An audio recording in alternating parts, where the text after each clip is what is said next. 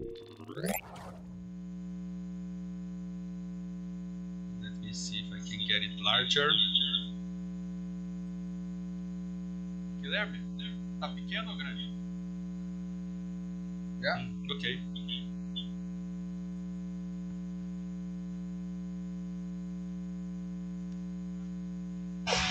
It's time for the champions. Say oh, show. Are you ready?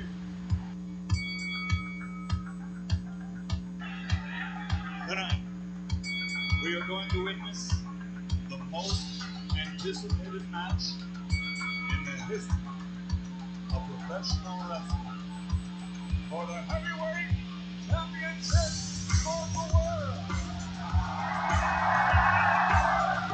Are you ready?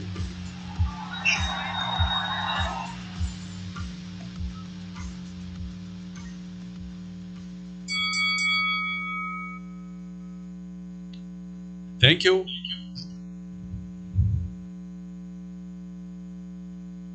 Thank you once again. And so to start it off, we have two cases from Vaibhav Sethi and Jorge Rocha. And I was just wondering if you could start sharing your case, Jorge. Are you ready? Okay. Let me get the. I think it's not able the sharing button here. You need to open for me. Okay, let me make you. Because they say that's not available here. He's gonna authorize you now. Oh yeah, I got here. Need to find the presentation.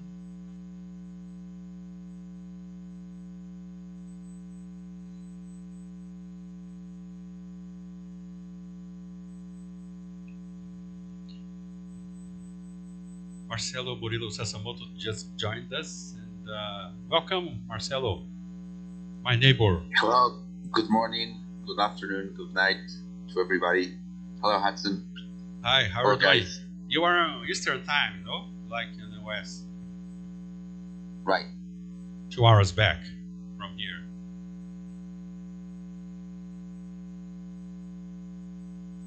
Hello, Marcelo. Hello. How are you doing, my friend? Hello, my friend. Everything is quite good. Hello, Baiva, Athanasius, Oli, Jorge Rocha, Andre Juca. How are you, my friend? Well, very hot here in Brazil. Oh, right.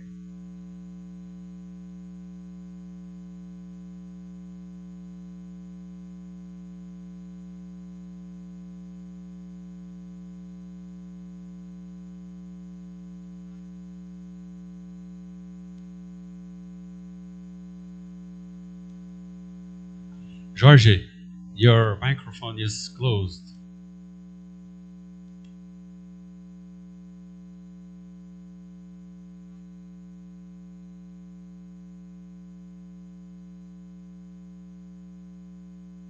Now, can you hear me? Yeah, it's perfect now. Yeah.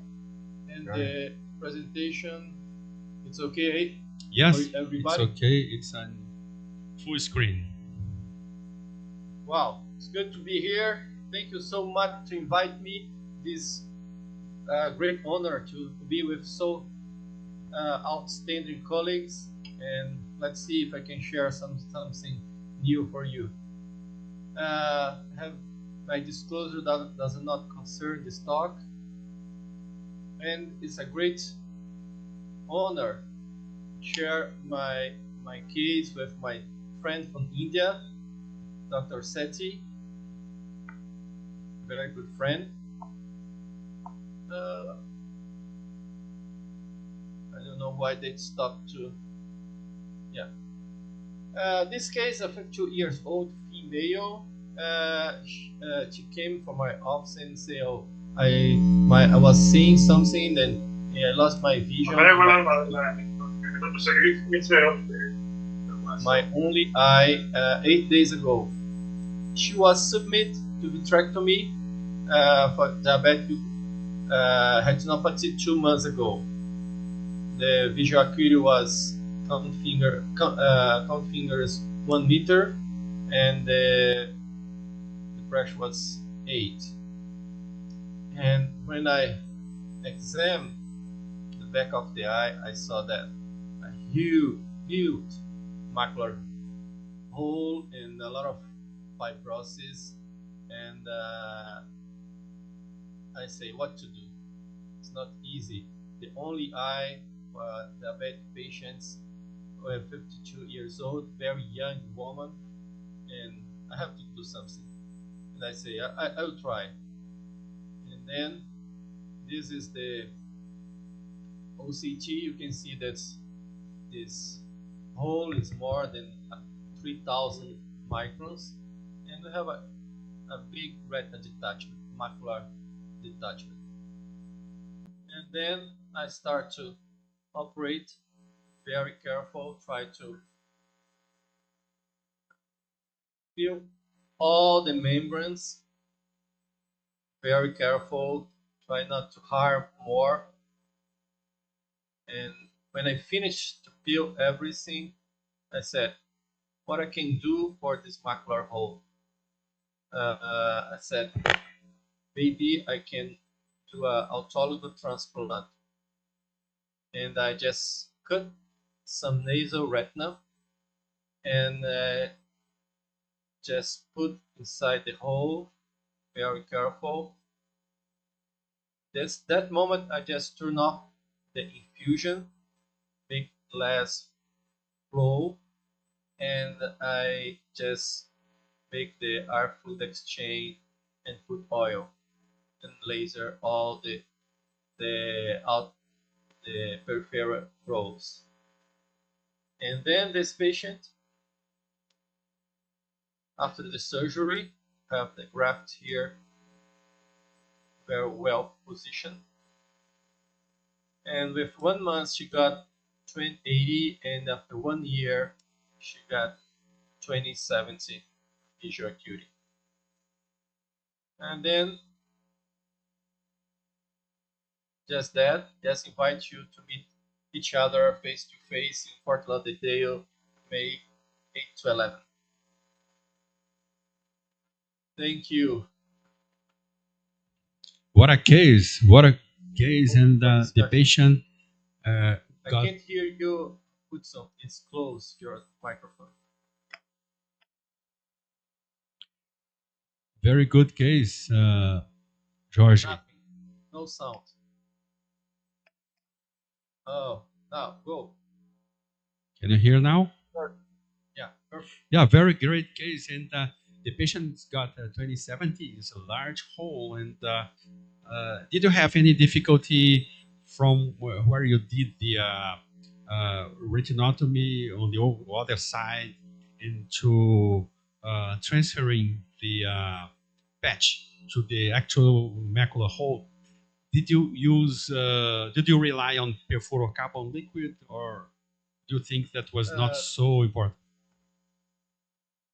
It's important.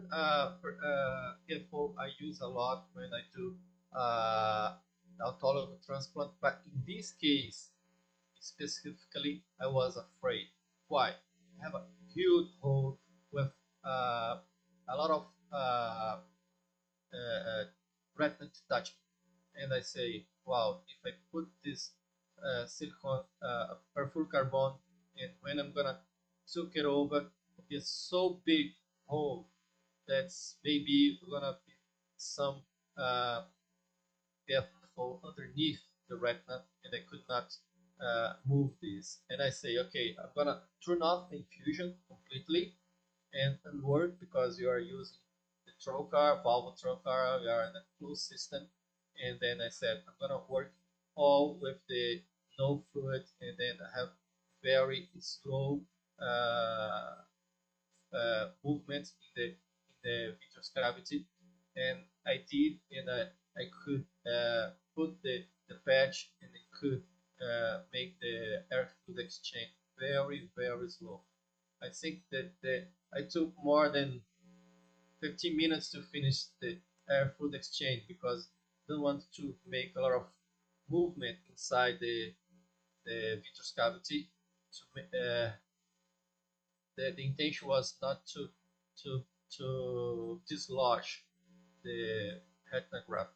To take the graft was not hard because I have the retina detached in all this portion of the eye, and then I just make measure the size of the hole, and then I just uh, cut and drag very careful with a forceps. It's not easy because you may flip the retina. You're gonna don't know what's the upside down position. What's this photoreceptor? What's this internal limitation membrane? But was good. Yeah, that's amazing. My concerns would be that, of course, with 23 and 25, and if you have a valved system, so that means that no fluid would get out. So this is a good scenario. But in case you had a small hemorrhage, for example, so would you have to turn on the infusion line a bit in order to avoid this bleeding? Or do you think you wouldn't have this bleeding occur? You mean if because it's diabetic and then maybe you're gonna have some bleeding?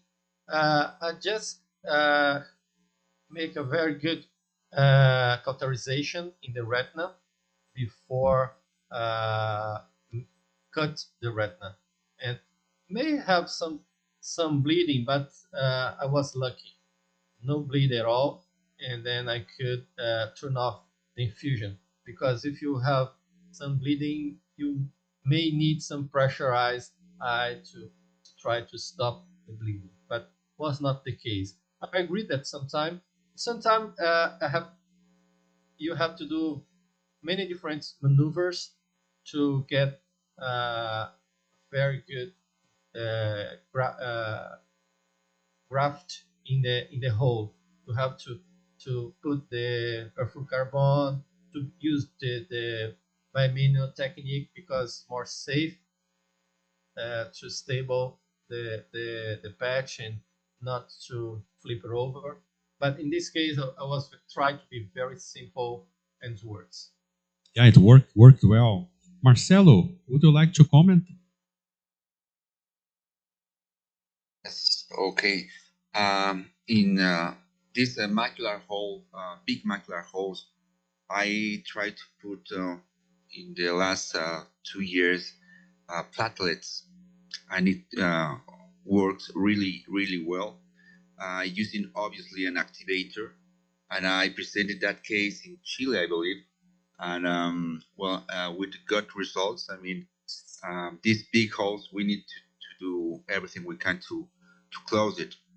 So, have you ever, Jorge, used platelets in your holes? No, I don't have any experience doing platelets in the hole. I use when I have a huge hole like more than 1,000 microns.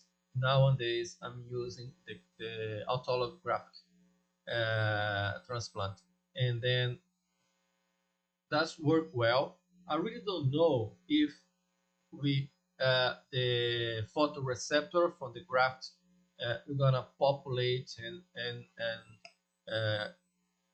works in vision. We don't know, but I believe that's just because you put some cover in the hole, this big hole, you can get at least a tamponation for the retina detachment. If you saw at the beginning, I had a huge macular retina detachment. If I solve this problem, the patient gonna get some vision. It was my intention, and uh, I really don't know if really when you transplant retina and this new position of the retina, this piece of retina and piece of photoreceptor gonna survive and works like used to be. But for at least, for example, you can use many other things to cover the hole. But when you have huge thing like this, I think retina transplant is a good option. Very Thank nice you. presented. Thanks, Georgie. And your partner now, Dr. Vaibhav Sethi. Vaibhav, are you ready? Yes, I'm ready to give him a fight. But it was a very challenging case. I really enjoyed the way he tackled the huge macular hole. It was not even a large macular hole. I don't know what you call it. Triple XL macular hole, but I think it was very good planning. Gigantic macular hole, gigantic. Yeah, it was really big. And I think, very well planned. So I'll just share my case. Sure. This is also an interesting case. Yes. So I'll just directly jump to the video. So this case also is it's an unusual presentation of an ERM. So this case came to me a week, I operated a week back. You'll see. So this fractional ERM and there's an extensive schisis. You can see this, it looks fine, but you can see the extensive schisis that is there over the ERM. So this is causing traction. So what I did was I started with a tricot assisted vitrectomy. When I started vitrectomy, I tried to induce PVD as we normally do. But what you'll see in this video is there is a normally strong attachment of the posterior hyaloid to the retina.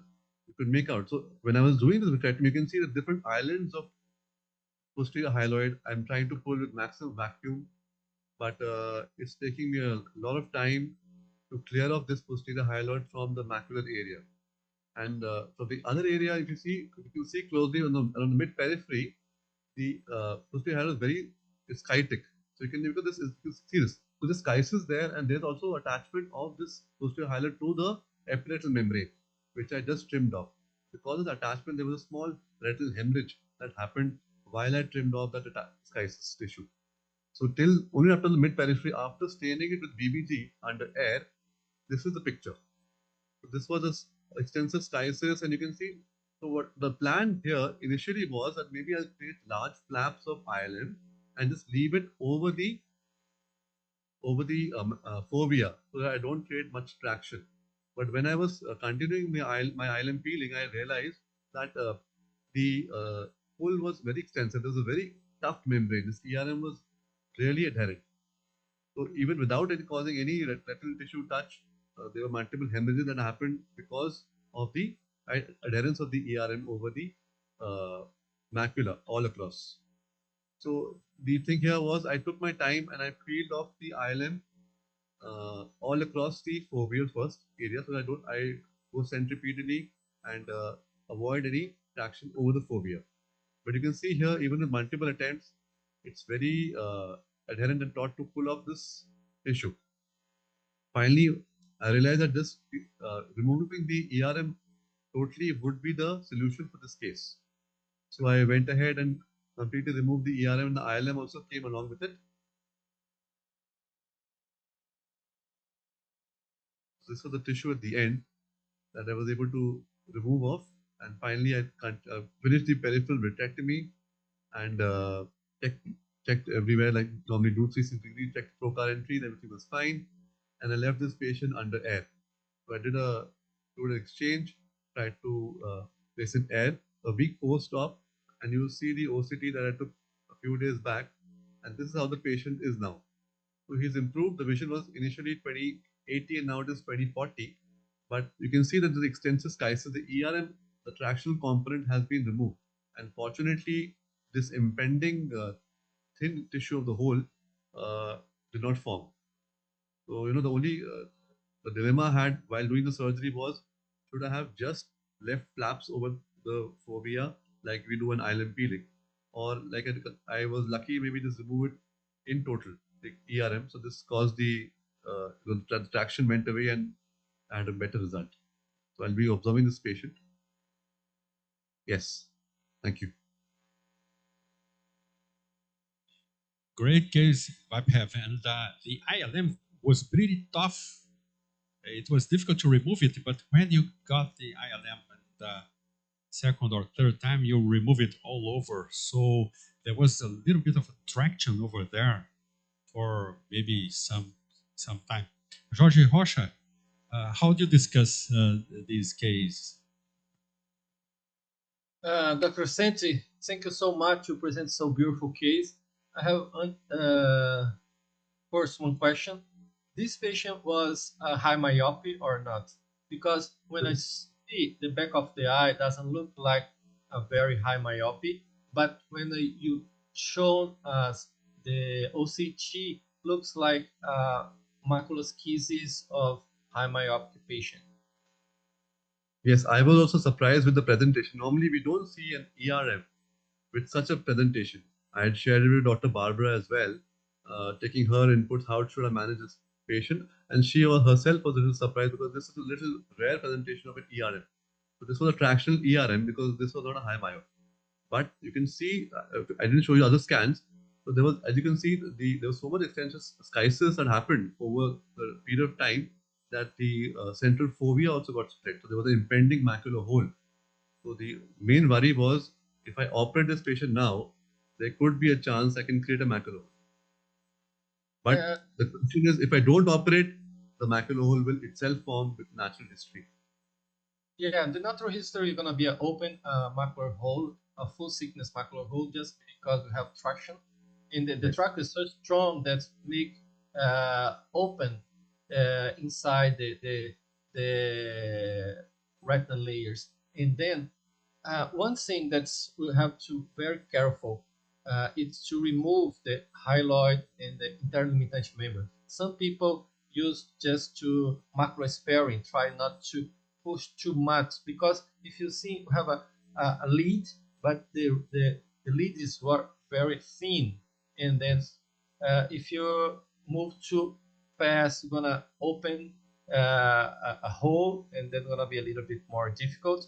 And you did correct. You remove a large area of interlimited membrane to relax the physiopathology of this schisis is probably the traction of the interlimited membrane combined with posterior hyaloid, anterior posterior and tangential traction that makes this retina to split in the middle. Yes. And then when you remove this, you're gonna relax this, and naturally gonna improve. This improvement is not fast, gonna be more fast the first 3 months, but during the whole year, gonna have improvement and reorganization of the anatomical position of the retina, and maybe this patient gonna have a very good vision, and you saw that a patient with macular hole that's gonna happen, gonna be much more difficult to fix this. But congratulations, very good surgery and beautiful case. Congratulations. Yes, we saw the video that with the tricor, the posterior hyaloid was so attached that you can see the splitting. The macular area was attached to the mid equator, mid periphery. So when I was doing retract, I was pulling on the posterior hyaloid there. There was sciatic retina. The macula got pulled also. There was a subtle retinal hemorrhage that happened because there was such a strong attachment of the posterior hyaloid. So we normally you see such cases in the pediatric population, but not in an adult, an elderly lady, but so it is rare presentation. Probably Thank you very much. This attachment of the posterior hyaloid in the macular area was the cause of the schisis and macular hole potentially. And then it's good to remove all the interlimited membrane, but I believe that when you finish the cleaning, all the posterior hyaloid may solve the problem. Yeah, really cool. And very beautiful images I have. I love your case. And now to proceed, I would like to invite Olivia Baldivieso and Ahmed Habib. Olivia, are you around? Are you ready? Hi, Hudson. Thank you. Good morning. Good afternoon. It's my pleasure to be here with you. Honor is ours, and we are neighbors, country neighbors here, and Bolivia and Marcelo Murilo Sassamoto are in Bolivia, just very close to Brazil. And I'll have a chance to meet you guys as soon as possible. And I know that last year, Marcelo had a very great meeting on the wine. Could you just say a little words on this meeting, Marcelo, for people? The name is Winetrectomy. We did a retina wine reunion in Tarija, Bolivia, which is the part of Bolivia similar to La Toscana. And we have a really good time with Olivia and 50 retina specialists from all Latin America. So it was a really good experience. Right now, 2025 is in Santa Cruz de Chile, in Chile, our next meeting for Winetrectomy. Marcelo, And 2025, we believe, is in Mexico. So you are really well invited to this experience with wine and retina. Marcelo, since I myself I don't drink because I'm a wrestler and a judo player, and so could I participate just in the classes, in the lectures? Yes, for sure. Yes, no problem. So you'll be there, and so Olivia, are you ready to share your case? I am ready. Let me see. Sure.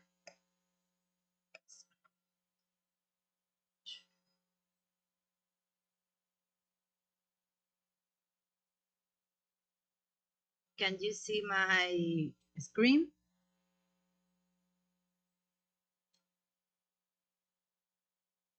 Yes. Thank you. Okay. So thank you for the kind invitation. It's my pleasure to present here with you. I am Olivia Valdivieso, and I'm going to be with Dr. Habib. This is a rheumatogenic retinal detachment in an active toxoplasmosis retinochoroiditis. This is a 55 years old male that has 1 month of blurred vision. He came with a hand movement, cellular reaction, and a big retinal detachment, as you can see here in the echography. We initiate on dual oral antimicrobial therapy with trimmetoprim, sulfamethoxazole, and clindamycin twice a day. After 3 days, we began with oral corticosteroids, and after 7 days, we went to the OR. We did a combined surgery. We did a normal cataract surgery with intraocular lens, and we did a 25 gauge pars plana vitrectomy. As you can see here, it was a key and temporal tear associated with a rheumatogenic retinal detachment. It was here the active lesion adjacent to an atrophic pigmented old scar. The vitreous was very dense, and here the creamy white initial lesion. We create a PVD. It was very difficult. Patient was 55 years, and here you can see the Heian rhegma. It was from 1 to 5. We clean very careful the borders of the lesion, and we clean very carefully the vitreous base. We went all 360 degrees. Then here it's important to say that this fluid air exchange was very careful. We take a lot of time trying to make the fluid air exchange. Then I apply a 360-degree laser combining with aspirating, and then I apply silicone oil, 5,000 centiliters.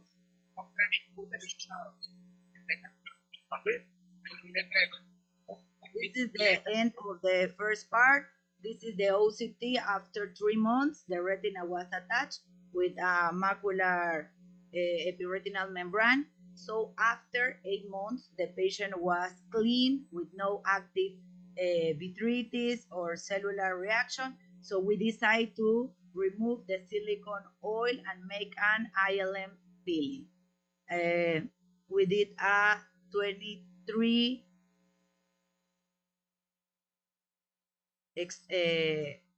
silicone extraction. As you can see, all the retina was attached. Here was the Heian retinal tear. The retina is clean, the scars, and we applied brilliant blue for stain the ILM, and here you can see the ILM peeling. We did a 360-degree peeling. I was very carefully here in this part with the scarf, and we did an air fluid exchange. After this is the end of the eye, and after 1 month of the silicone extraction, this is the OCT. The patient went from hands movement to 2080, and that's the end. Thank you for the kind invitation, and I want to invite you to the Bolivian Congress that will be held in November 2025, and for 2026 to Brazil to the Panamericana Retina and Vitreous Congress. Thank you. Thanks, Olivia. So, welcome to Bolivia, Brazil. These main events are going to be great. And I want to thank you for such a nice case. And we cannot give it up, never. And when you removed silicone oil, and then you did it so beautiful ILM peel, and so not very many people would do that. Some people would just wait and see and do OCT to see how it works. And of course, you minimized complications such as contractions, such as epiretinal tissue after vitrectomies, and so you removed the ILM right away. That was amazing. So I want to congratulate you for insisting on the case. And retinal detachments, they really may end up with complications, later complications, late complications with PVR and whatever related. What do you think about this, Vaibhav Sethi? I think it's a very well managed case. The only thing I think I would have done differently, maybe I would have, in my case, but put in PFCL, but you managed very well under air. I think you did a great job. And I think the retinal folds also went away after you put in the silicone oil. So that was very good. I think that's something that I as in giant retinal tears, I normally plan to inject PFCL, but I think you've done a very good job under air. Well done. Thank you. Thank you, Babe. Yes, that was a very important point, to use or not the perfluorocarbon. Most of my college thinks that they will use it most in these Heian retinal tears. I definitely use it when I really need it.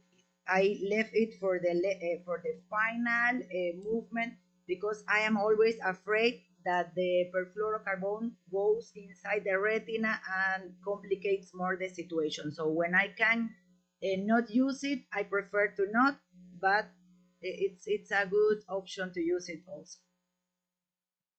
Okay, Athanasius, what are your thoughts on this beautiful case? Your mic is closed. Let me try open up your mic, please. Okay, then. Oh yeah, it's ready. I think it was a step-by-step beautiful presentation of what we should do. And it's a huge tear. I don't think it's a giant tear. It's just a normal tear, a big one.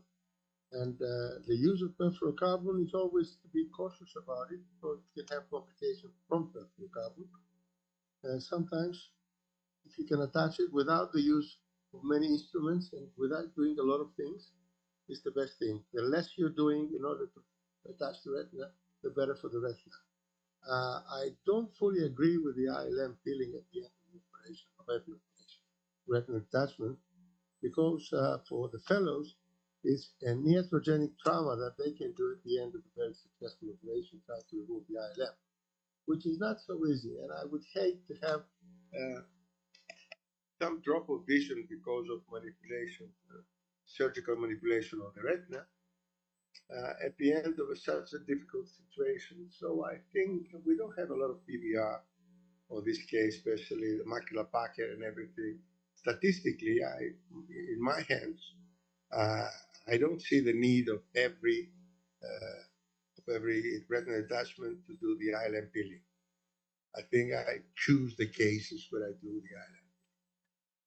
That's the only thing that I have. But congratulations, it's a beautiful thing happening in Bolivia, and I would love to be there and see the whole country.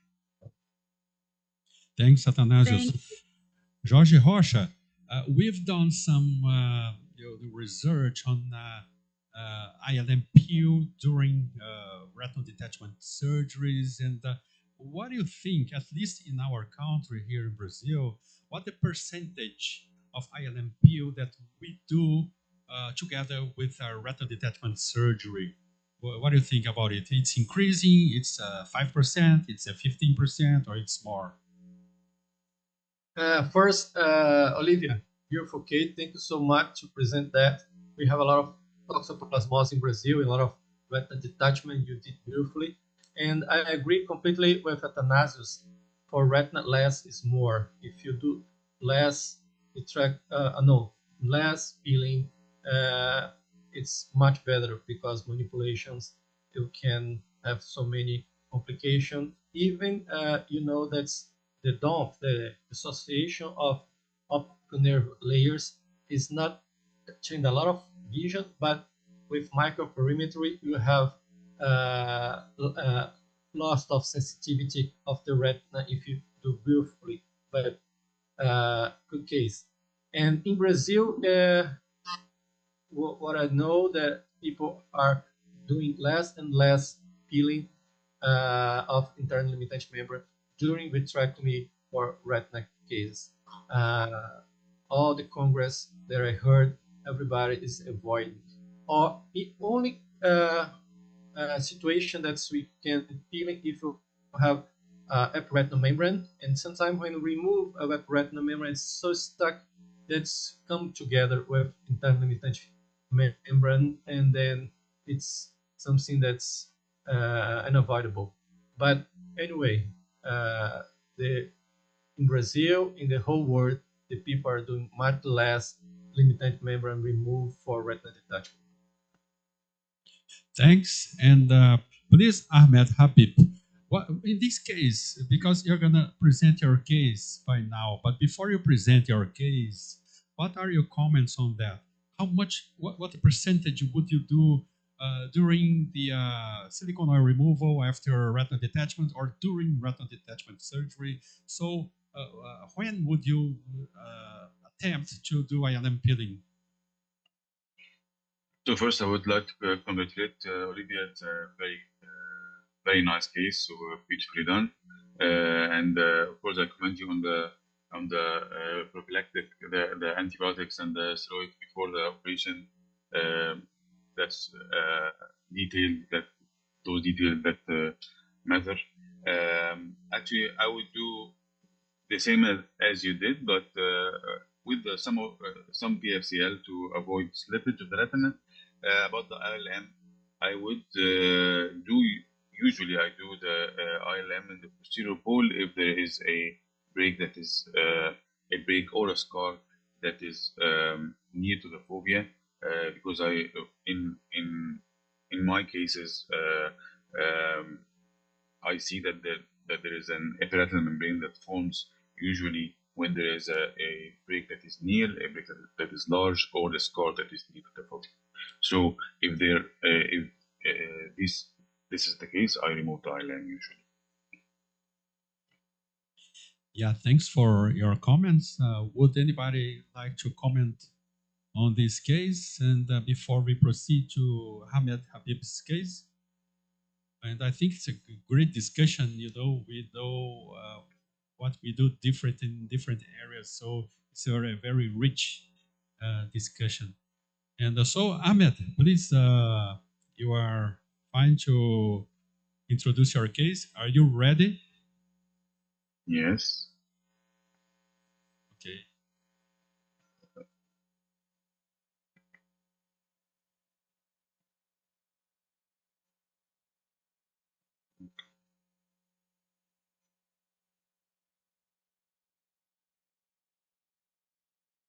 So, is it shared?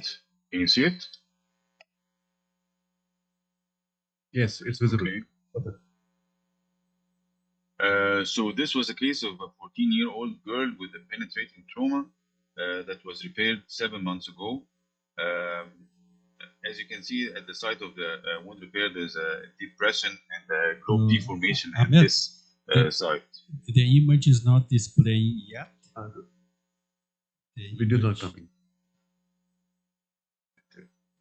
Your screen sharing is paused. You were sharing at the beginning, but now the video stopped. We can see your Is it okay now? No, not yet. No, we can't see the video. Let's share again. Just in case you cannot. Yeah, it's cool. Yeah, it's good now. Okay. So, as I said, this was a case of a 14-year-old girl with a penetrating trauma. As you can see, that the repaired wound has a depression and a globe deformation at the site of the old wound. This was 7 months ago. So I entered. I tried to take a look inside, but the crystalline lens was opened and contracted, so I removed it. I usually, when I remove it, I remove the capsule also. And as you can see, there's a closed funnel. I had to open the vitreous and the PVR, closing the retinal leaves to have a look at the retina. And as you can see also that there is a severe traction of the retina towards the old wound. So I started to work on and around this area of the wound, removing the vitreous anteriorly, and then removing the PVR. And then after removing the PVR, doing my homework, I proceeded with the retinectomy to sever the connection and sever the traction between the fibrous tissue of the wound and the retina. And then I proceeded for epiretinal PVR and subretinal PVR removal. Usually, I use a double a bimanual technique with double forceps to decrease the traction over the retina itself to avoid more breaks, and I go methodically from quadrant to quadrant. And removing this subretinal PVR plus quadrant and checking for the posterior hyaloid, which surprisingly was still there and was difficult to remove. I used the cutter and the bimanual technique and even the ILM to remove it, and completed the PVR removal. And then seeing the wound itself and the fibrous like tether causing the deformation, I had to enter with the MVR. Of course, the scissors cannot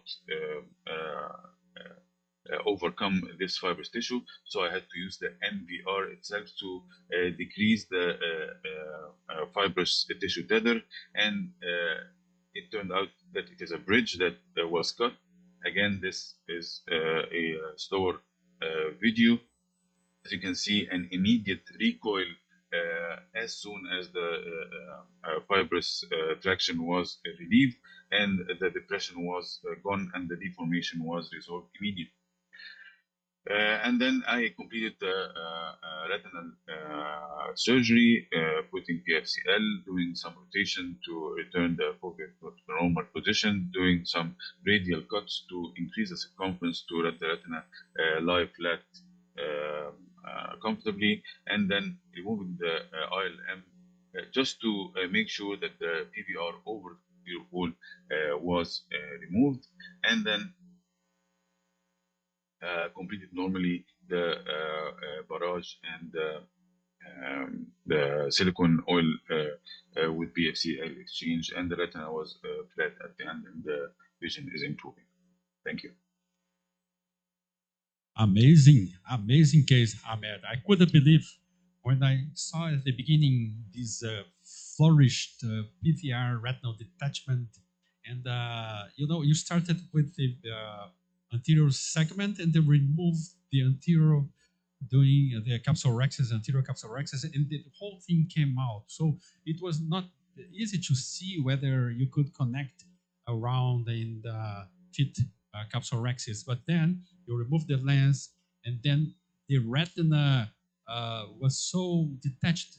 But at the end, it did not look so bad. So congratulations, a beautiful case. Thank you. So Olivia, what are your comments on your partner? I want to congratulate Ahmed because this is a very difficult case, and I think you managed it since the beginning when you remove all the crystalline and directly to a bimanual technique. In these cases, you are not trying to do magic things, so you went directly to the heavy bimanual technique. You put everything, you remove all the PVR. I think you have a very nice case. You use the fluoro, the heavy liquids, and in the good manner. It didn't went behind, so you did a very nice case. Congratulations. Thank you. So about the PFCL going under the retina, if you can avoid indenting and removing and releasing the indentation so quickly, or using a high flow mechanism inside the eye, so as the PFCL would break into smaller bubbles. If it doesn't break into smaller bubbles, I think you're in the clear.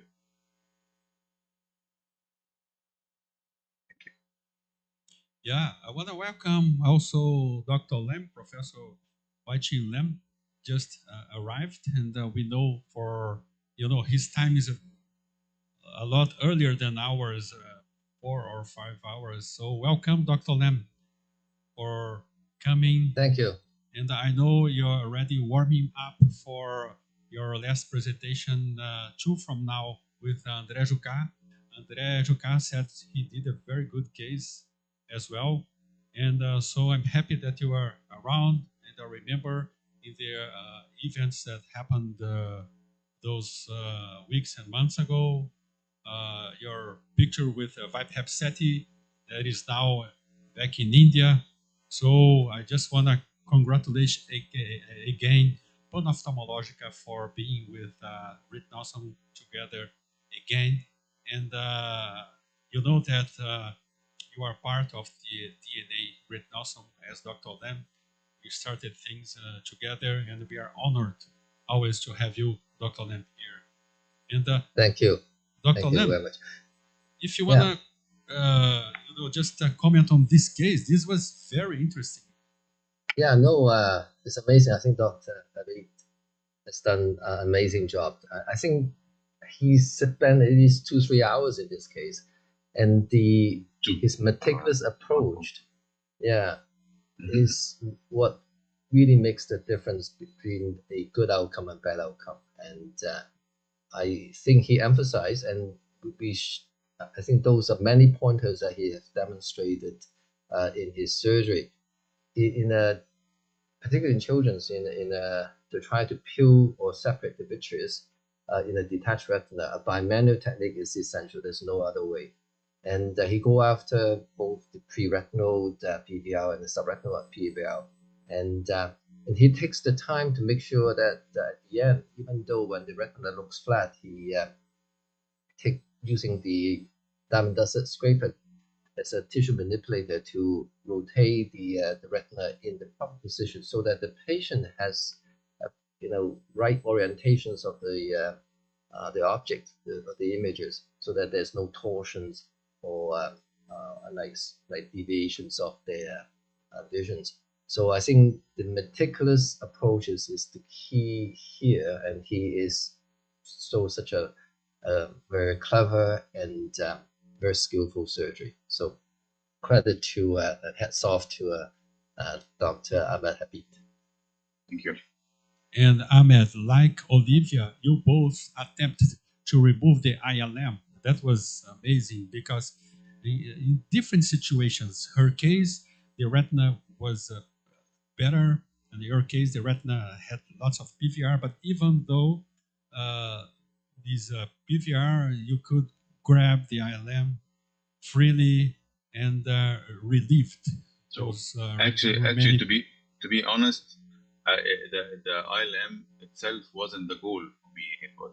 The goal for me was to make sure that there is no PVR, small PVR membranes or very thin membranes over the fovea. And as you can see, I couldn't remove it all, but the gist here is to remove the PVR, the small PVR membranes over the posterior pole.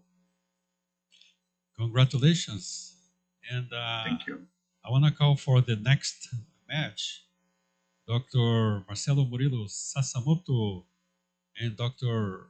Professor Athanasios Nikolakopoulos. So, Sasamoto and Athanasios, are you ready?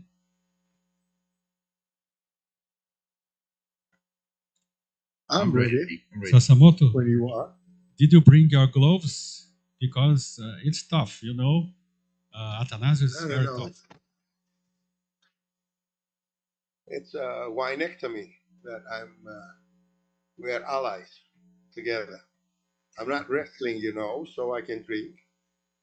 And we need Hudson to be with winectomy together because we need a driver. All right. So Hudson is going to be the driver, and we're going to have the fun. That sounds to me very good. Very good. So, Marcelo, do you have your case handy? Yes. I want to share my screen. If you can let me share my screen, please.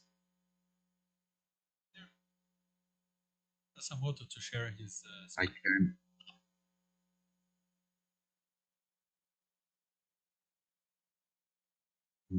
Okay.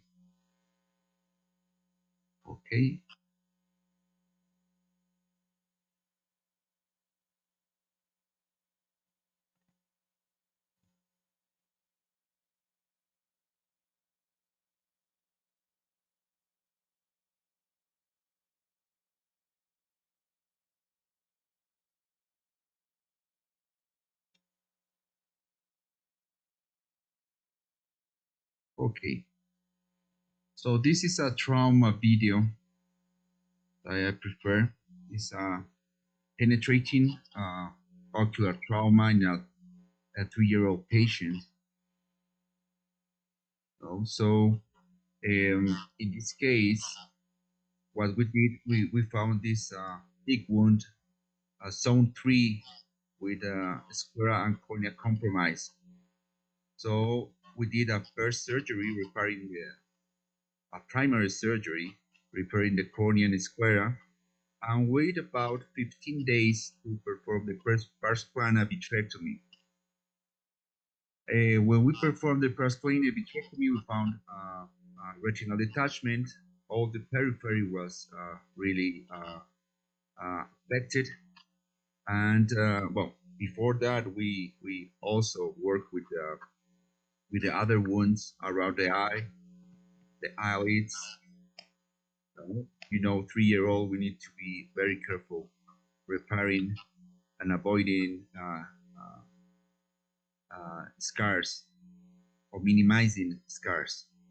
So 15 days later, we performed this vitrectomy, and we found a retinal detachment, a big regma in the periphery, and some small ones, also nasal and temporary. Then we put some laser, and at the end of the surgery, we finished with silicone oil. And we finished the procedure.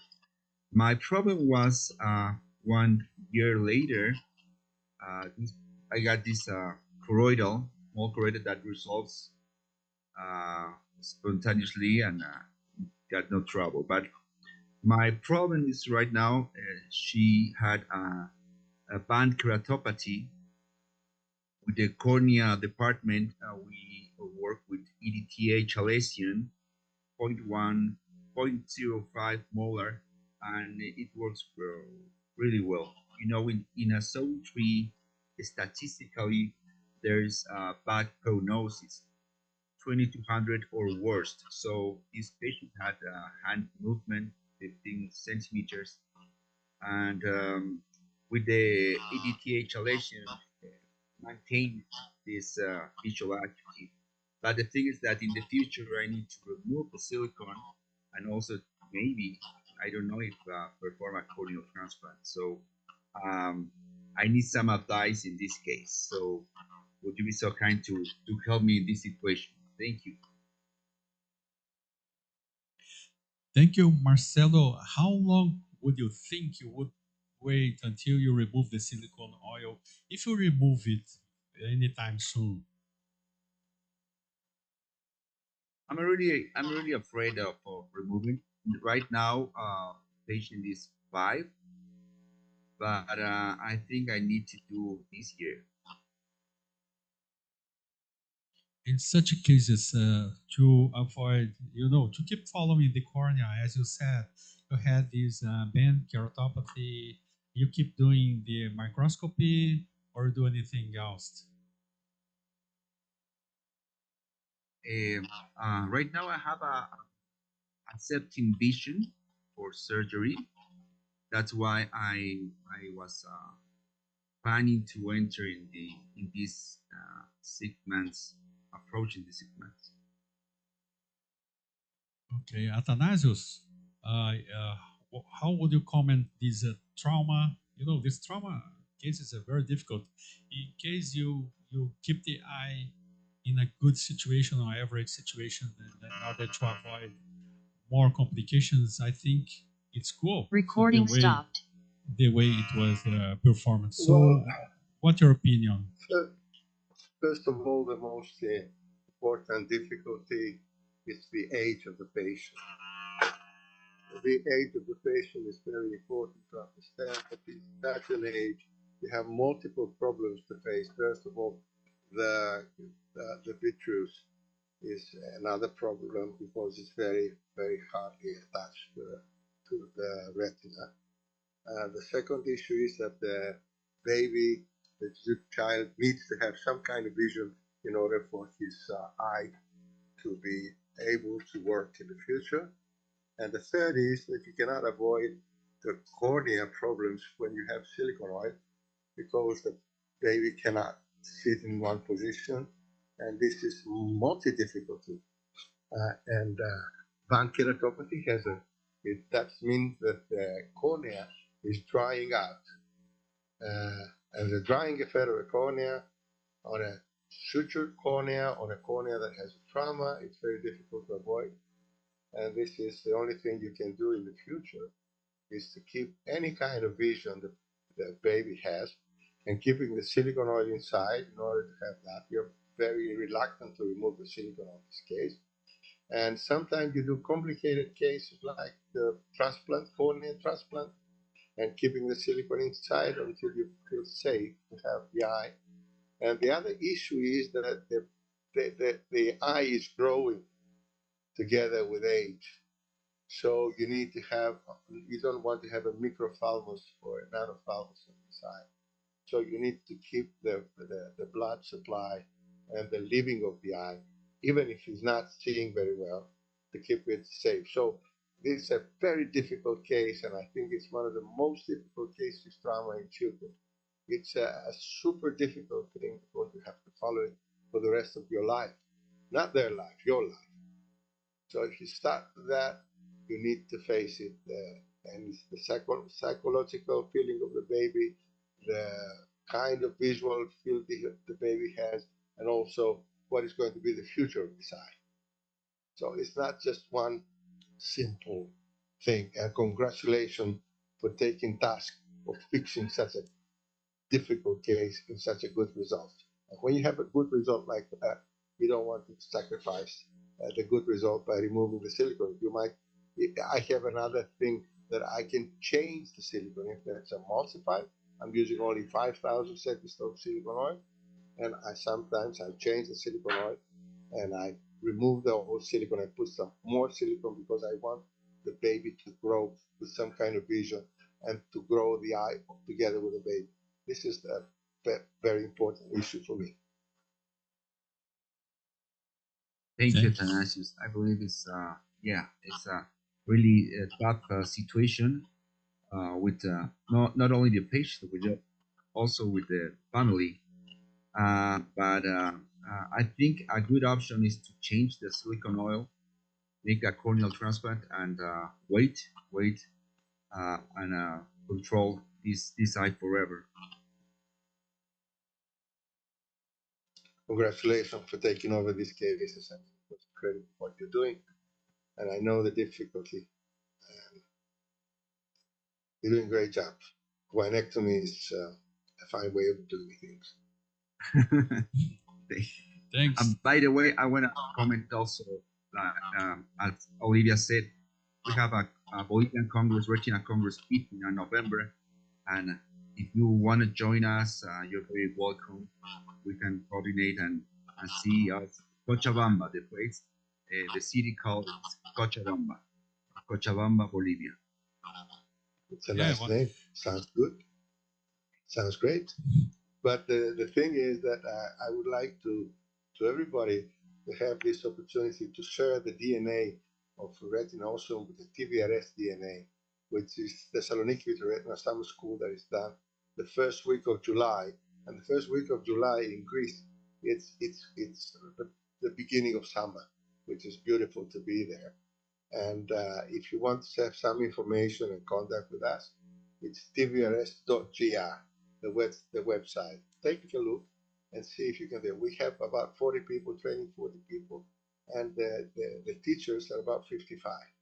Can you imagine that? A wet lab with 55 teachers and 40 trainees. we win them all the time. That's why we want you on our side.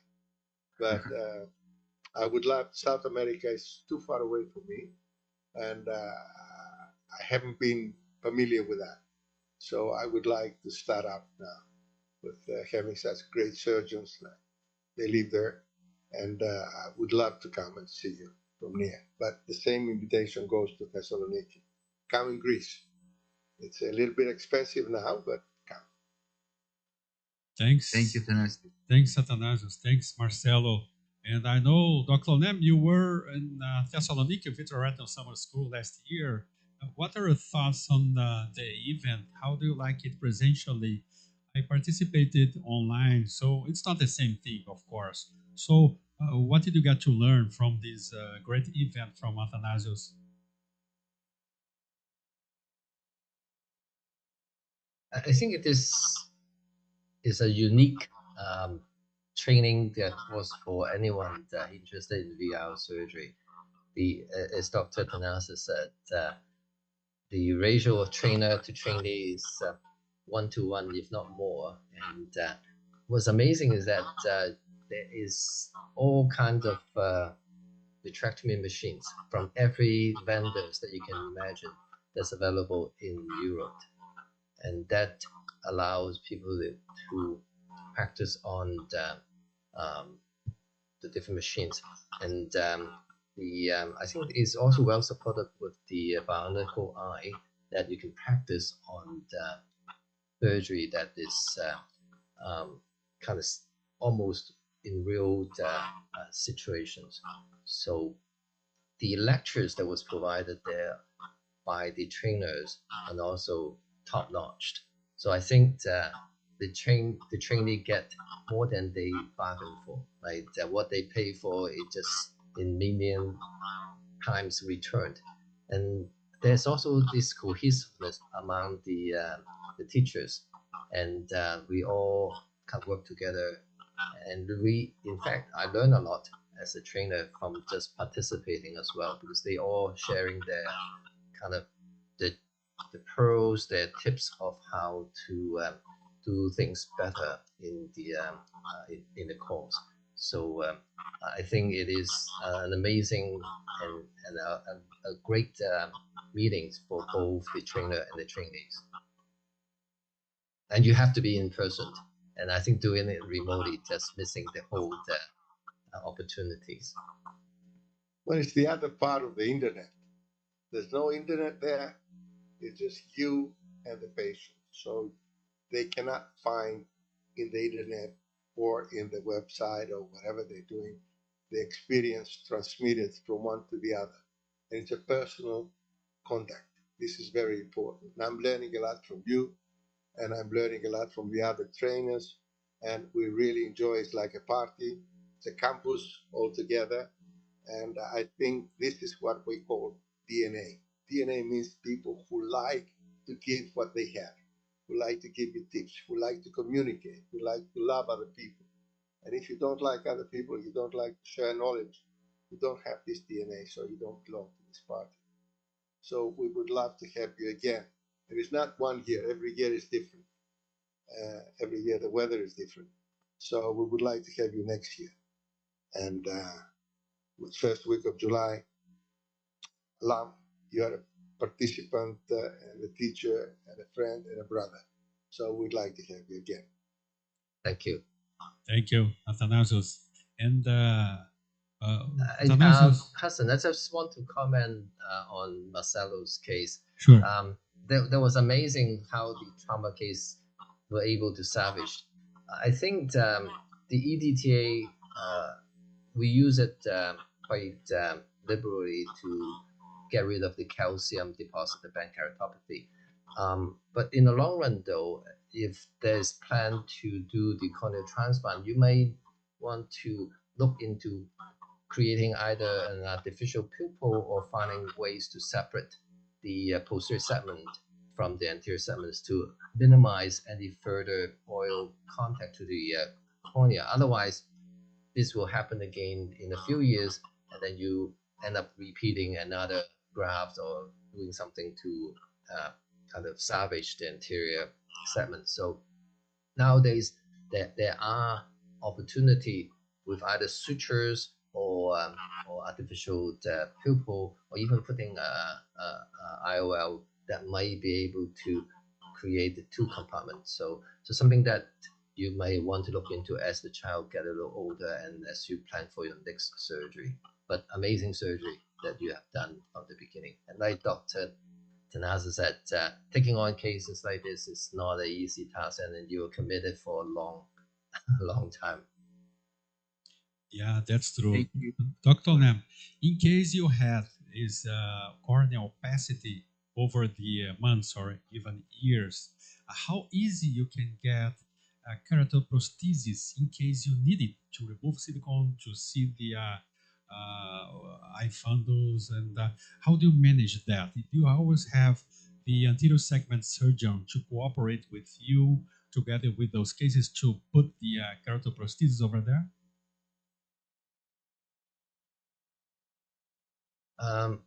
So in my situation, we are fortunate because we are in the children's hospitals, so we do have the corneal specialists supporting, and so there is a pediatric the temporary keratoprosthesis you can use intraoperatively, but in the long term you need a corneal replacement, so a corneal transplant if needed. Then I don't do corneal transplant, I have to say. So the anterior segment surgeon will be the key to the successful management of complicated cases like this. Okay, thanks. And now for sorry, Hudson. I wanna make a comment. I perform in adults this hashtag technique that Dr. Hanin from Brazil mentioned once in a Retinawesome, and it went very well. I mean, to avoid silicone oil going to anterior chamber. So that's one technique. And the other, like Dr. Lam said, is IOL fixation. Maybe when the patient had, the eye is bigger, maybe in the future, but those are my options also. Thank you. Thank you. Yeah, hash technique is a fancy technique. If you could do it, it really works. We think that probably these threads, lines over there wouldn't do the separation, but they do. They avoid silicone oil from coming to the anterior chamber. It's a good technique.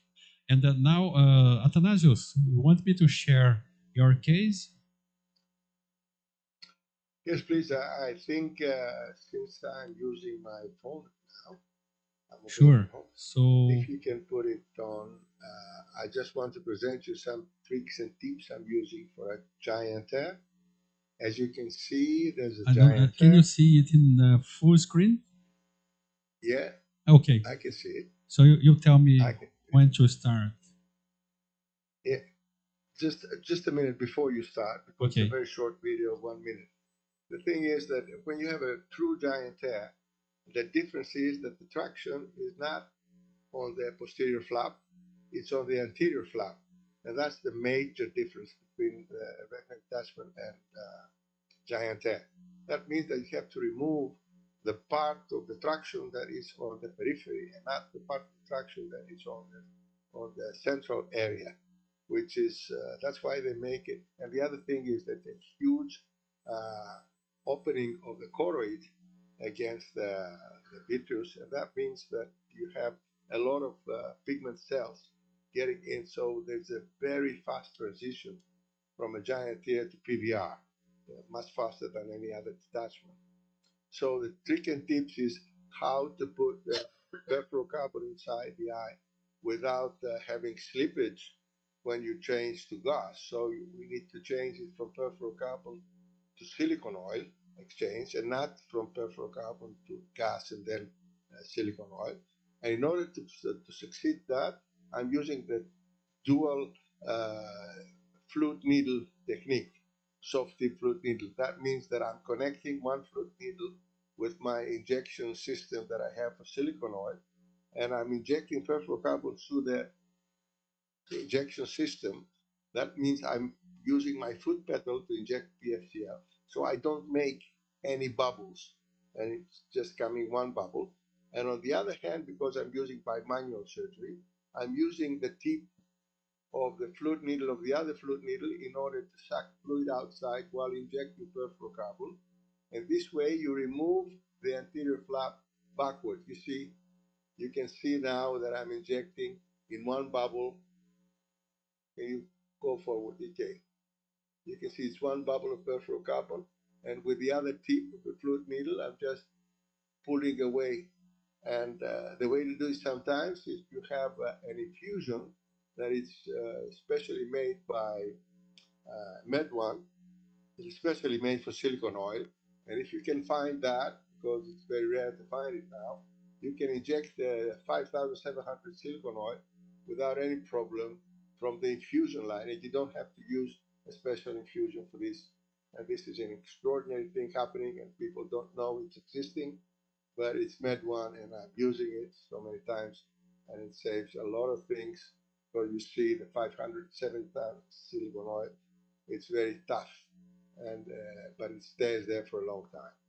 And this is the tip of dual fluid needle removal of PFCL, injecting PFCL, removal of PFCL, and exchanging to silicone oil simultaneously. And you have to remember that in the vitrectomy, the Alcon vitrectomy that I'm using has a dual foot pedal. What it means that half of the pedal, when you're injecting, you put peripheral carbon inside the eye or silicone oil inside the eye, and the other half of the pedal, when you put it down, you remove fluid from the eye. So you can do simultaneously half of the pedal injecting, and when you get pressure, you just put the whole pedal down, and you remove fluid or PFCL from the other hand. So you can do it simultaneously. This dual foot pedal, if you don't know it's existing, ask the people from Alcon to show you, and it's going to be great to show that. Any questions, please? I just finished my presentation. It's just tricks and tips.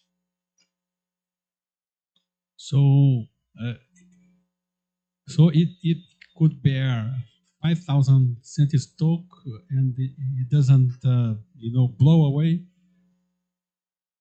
How you can see it, I just saw it in the video, that it's the surface tension is so great that you can just see it. It's following the forceps that you're doing, and it's not coming out. The infusion doesn't come out. I close it and I put in the pedal, and I'm using 60 millimeters of pressure. That 60, and it doesn't come out. It's an incredible thing because it has dual system in closing it. I don't know if it's available anymore because people tend to do it from the injection side, from another side, but I teach the infusion side. And it's a great thing to have. If you don't find it, ask Med1 if you can find you some. Yeah, very good. And it's from Med1? Yes. Very good. It's a small company that has a lot of little tricks and tips for vitrectomy. Yeah, we have Med1 offered here in Brazil by another company with a similar name. It's MedVision. And so, yeah, those, especially the dual bores they offer are very good as well. So you don't get pressure under, inside the eye when you have these closed systems. So you inject before carbon liquid and you don't have the intraocular pressure coming up so as to form any or to have any complication out of that. So I like their products. Well, if you don't have any questions, I would like to tell you that my wife has entered the room and she's asking me to go for the lunch, Saturday lunch date that we have. So this is something we do in Greece every Saturday, lunchtime. So if I can be excused, I would like to go and see the family a little bit. Sure, you're welcome. So thanks a lot for sharing your case and together with Sasamoto. And have a great Saturday. It's a pity that we cannot go to lunch with Fernando. Yeah, this is a pity. That's why when you come to TVRS, every day for 1 week, we have lunch and dinner together, all of us. So lunch and dinner, it's different in Greece. We die young, but we enjoy life. Thanks a lot. Bye-bye, my friends. Bye-bye. Bye-bye. Just want to say hello before the last presentation from Dr. Lem and André Jucá, my partner just arrived, and I thought he would probably have forgotten these gloves. So did you bring our gloves, Ahmed? I didn't bring the gloves, but I brought a good video. So everything Good is morning, fine. everyone. Great haircut. Great haircut. Thank You're you getting so much. younger every year. You're getting younger every year. Thank you so much. And great to see you all here, George and Waishing and Dr. Sethi and Ahmed and everyone. Olivia. Very good to see you, Ahmed. Thank you so Good much to see you, for being here. Thank you. And Marcelo. It was Good good to morning. see you presentially in those meetings months ago, the pictures with Ahmed and everybody else. And Jorge Rocha is always present, so this is good to have our community well represented as well. So thank you very much. And Dr. Lem, were you there too? The last Beyond meeting or the next meeting? Sorry, what's the question? Did you were you present at Mion meeting? I think I No. saw a picture from you. I don't know whether it Mion. was Mion meeting. I know I or- met with Waishing in Kuwait recently. Yeah, in Kuwait. Yeah, Kuwait. Yeah. It was really fantastic. The weather was fantastic, and of course the company as well. Yeah. No, it was wonderful. It's a nice Yeah. break from the Canadian winter.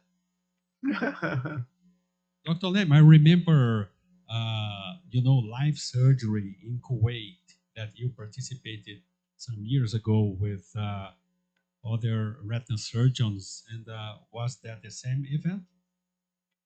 Similar, I also did live surgery in the hospital there. They collect some unique cases, some challenging cases. It was a great opportunity, a lot of fun with the colleagues in Kuwait. All right. So, Salam, you're ready to present your case?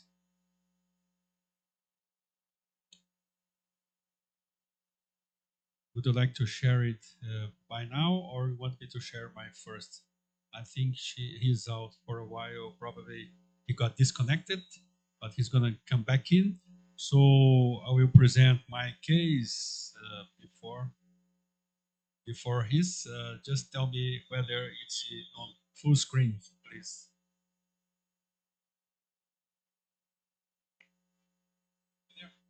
Is it full screen? Tá, tela cheia. It's small. It's actually. Oh yeah, please present yours first, Ahmed, please. Okay, you go ahead. You already got it set up. You go ahead. Okay. So I'm sorry, I didn't hear my name. I missed my name.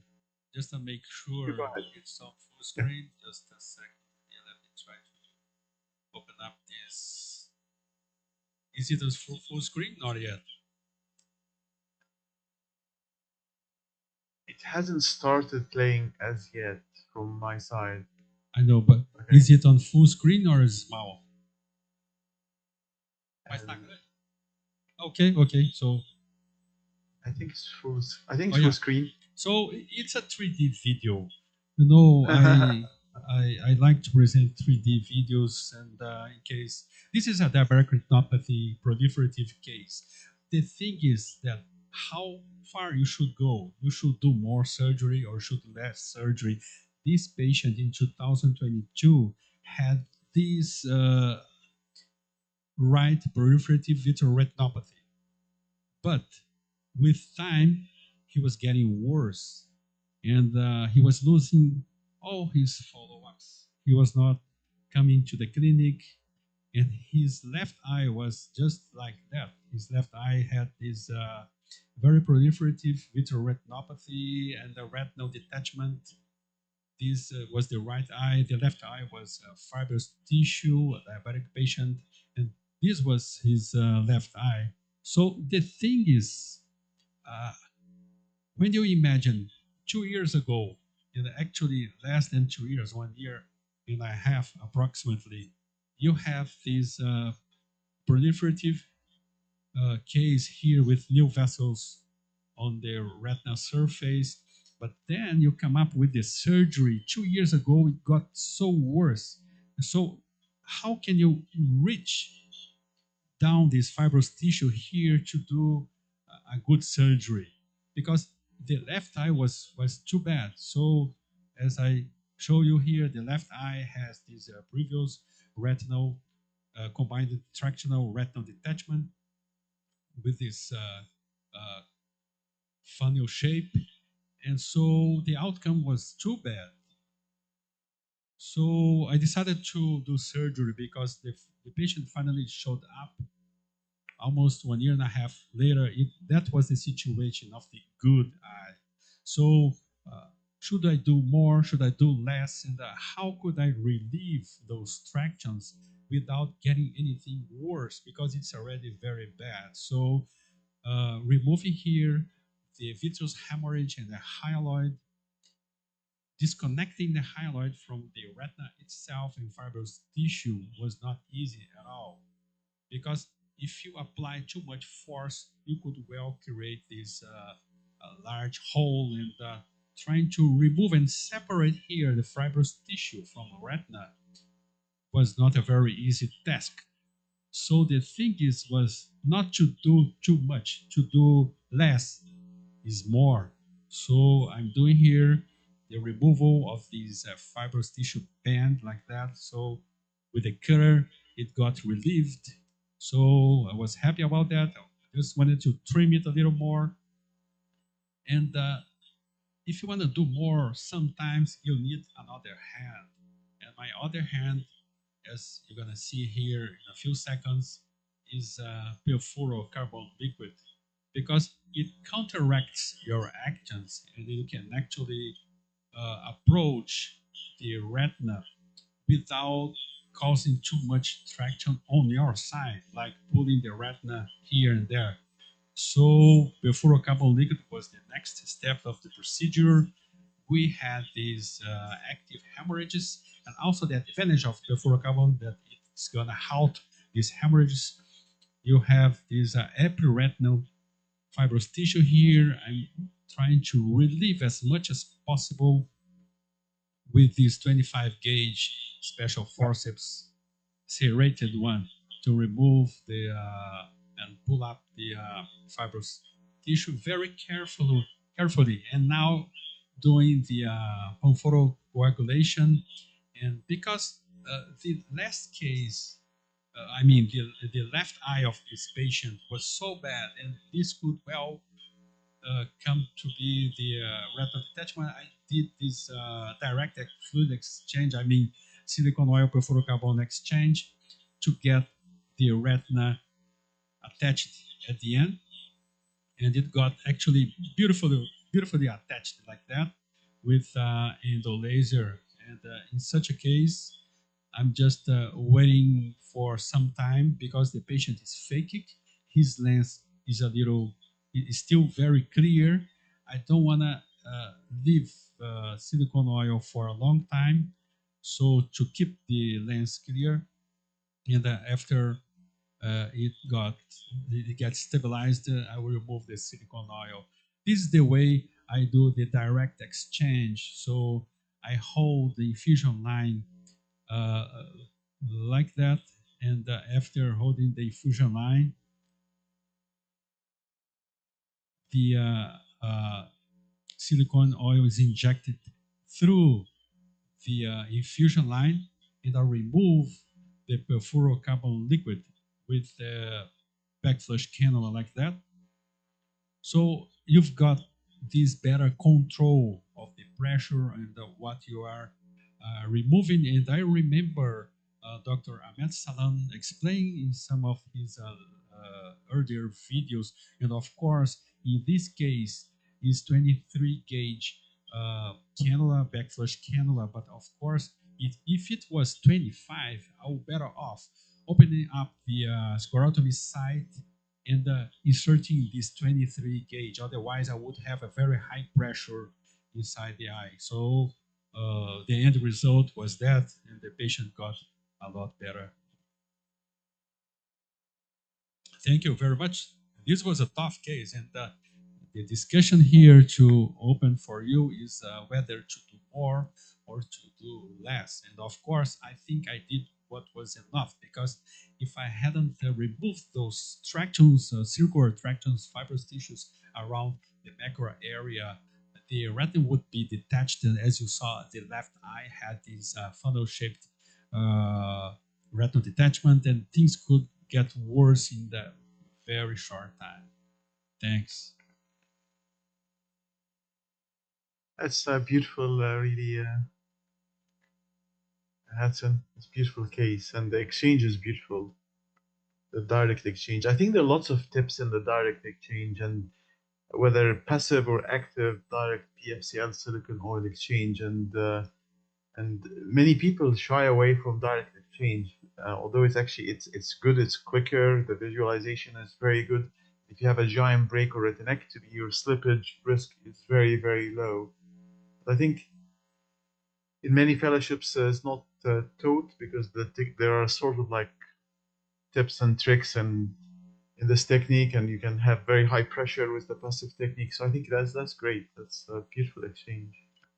And so, what are your comments on the exchange of the gauge? Like, if you do that in 25, and of course the direct exchange, could cause, very high pressure on the optic nerve. Yeah. So how do you enlarge your incision? You just remove. Actually, I'm thinking maybe my presentation, I'll change it. I was gonna change on present on the diabetic case, but I actually have a demonstration for the passive and active with some details, and I think since you and Thanasius touched on this, maybe I can explain it a little bit further what I do. I think that may be nice to, like, especially young surgeons watching us.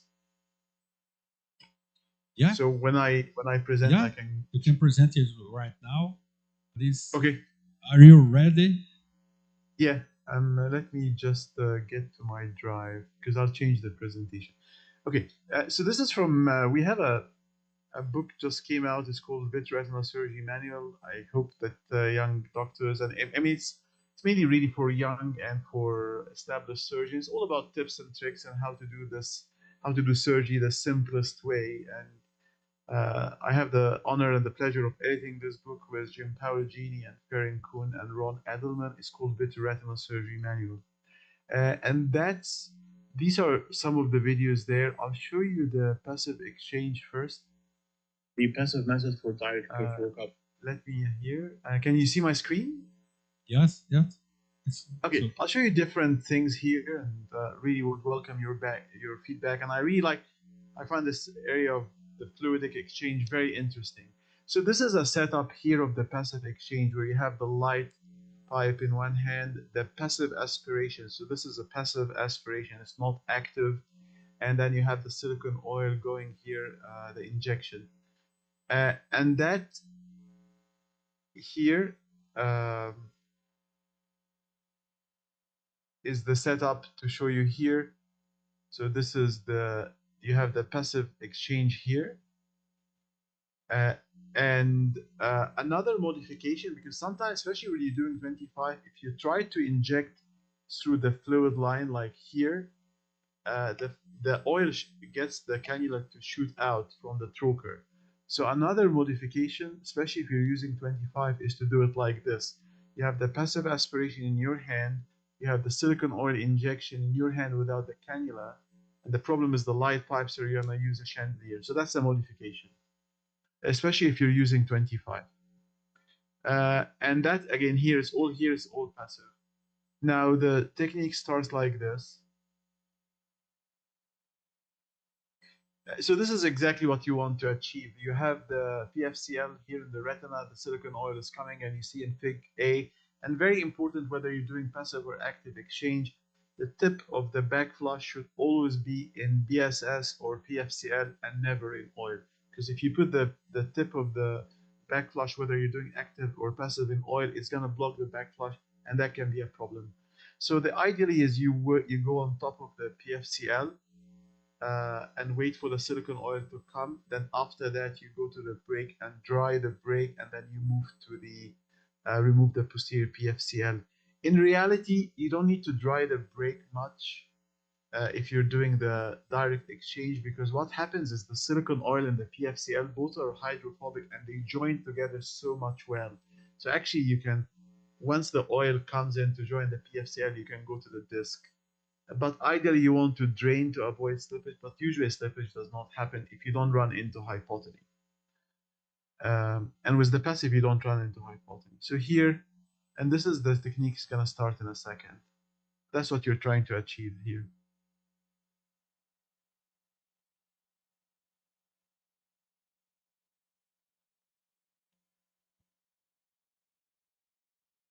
Right. So another modification for the setup is to do actually, because the problem with the passive, the injection of oil is active, but you're removing it passive.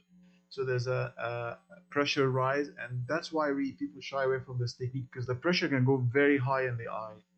And actually, I'm aware of a case like somewhere where the eye even ruptured because the pressure went so high. So one thing which we thought of is to do a mismatch between the injection and the aspiration. So if you're injecting with 25, you can actually aspirate with 23. This increases the efficiency of the procedure 1.5. When you have like a just one gauge mismatch, if you mismatch between 25 and 20 aspiration, you increase the aspiration of PFCL by 2 times, and we measure that. So this is here the mismatch. And these are the numbers here. Okay, whether you're doing active or passive, the best thing is to do is to get the infusion cannula primed with oil. So the cannula is ready, it has oil in, and then you put it back. So you take it out, you prime it with oil, and you put it back. And this is the technique from outside and from inside. So what you're doing is you're injecting the PFCL, and you go and once the oil starts coming, you go to the break and wait till the break. And then once you see the bubbles coming, then you can move to the disc. In reality, you actually can move to the disc once the oil comes in because slippage does not happen. And then you follow the bubble and you try to get it in one wave as it's here. And the visualization with direct exchange is very good. And then you follow the bubble and then finish off. And then I usually would suture all the cannula. One thing which is important is to make sure that the pressure does not go high with the passive. And the way to know the pressure is to look at the disc. If the vessels are winking, the disc is going pale, or also you can press the instruments together. It gives you a nice tactile feeling. Then you ease off the injection if that happens. And then you suture. And again, just a revision here of the technique. So that's the passive. So I now can show you the active, but any questions on the passive technique or any points you want to very cool. I me like to illustrate. But I think, yeah, the message is at all point, whether active or passive, the back flush should never be on oil, and also to prime the infusion cannula, and also to know that if you're doing the technique well, you don't need to drain much on the break because slippage would not happen with the passive exchange. The problem with the passive exchange is the high pressure. So then the active, which actually Thanasius showed on the machine, and I'll show you the setup. And again, is not very different. Sorry, I'll put the voice on. Okay. So it's not very different. Again, you prime the cannula with oil, and you put it back. And the eye is really like nearly filled with PFCL. There are some techniques where you have to insist, by David Wong, that you have to insist that PFCL is filling the eye and even dripping out of the infusion. I don't think you need to do this at all with the direct exchange, because slippage, if you're doing it well, slippage would not happen. But again, same point here as we discussed. Yeah, What is the injection pressure for the oil? I'll show you in 1 second why she's gonna come in a second.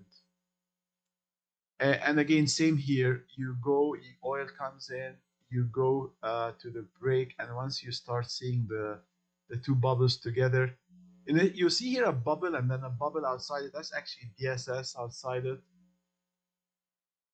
And then you can go to the disc, and I'll show you here the numbers, and I'll show you what happens exactly on the pedal in a second.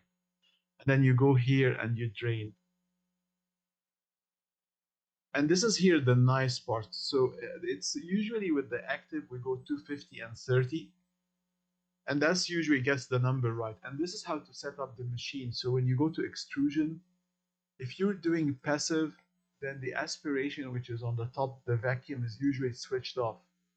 If you're doing active, then you switch that on. And the numbers is about 250 and 30. That gets it right. And then here, look what happens with the foot pedal. And I've made like a demonstration here. When you are on foot pedal 1, like here, what happens is just you're injecting. So no aspiration.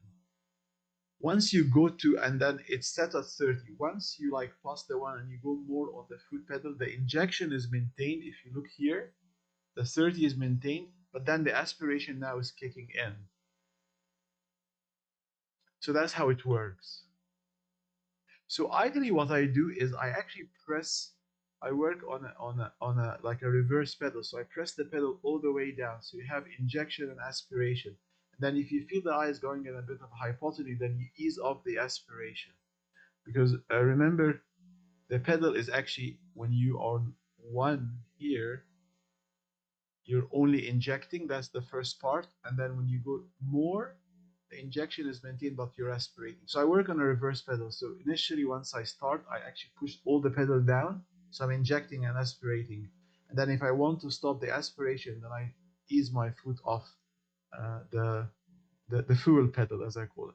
Can you do that and then with the yeah, pedal? go ahead, please. With the pedal, you switch. With the pedal, you don't. Imagine like a gas pedal or a fuel pedal. Once you just like press half the pedal, you're only injecting. Okay. And that's here. Like, see here, this is 0, nothing happening. When you go to 1, which is like half the pedal, you're just injecting. So you see here, like this is here, like the arrow here on that side picture where it says foot pedal, that gets you to 0, from 0 to 30, the injection. Then as you press more, then you go now, the injection is maintained, but the aspiration kicks in, and you'll see it now playing. All right, yeah. So actually, if you want to inject and aspirate, you just step on the pedal fully. So I would like to make a small comment. There's also an option that is unpopular in the same machine that you can skew between, that you can change between the pressure on, pressure off, injection on, injection off, and injection and the pressure and aspiration on.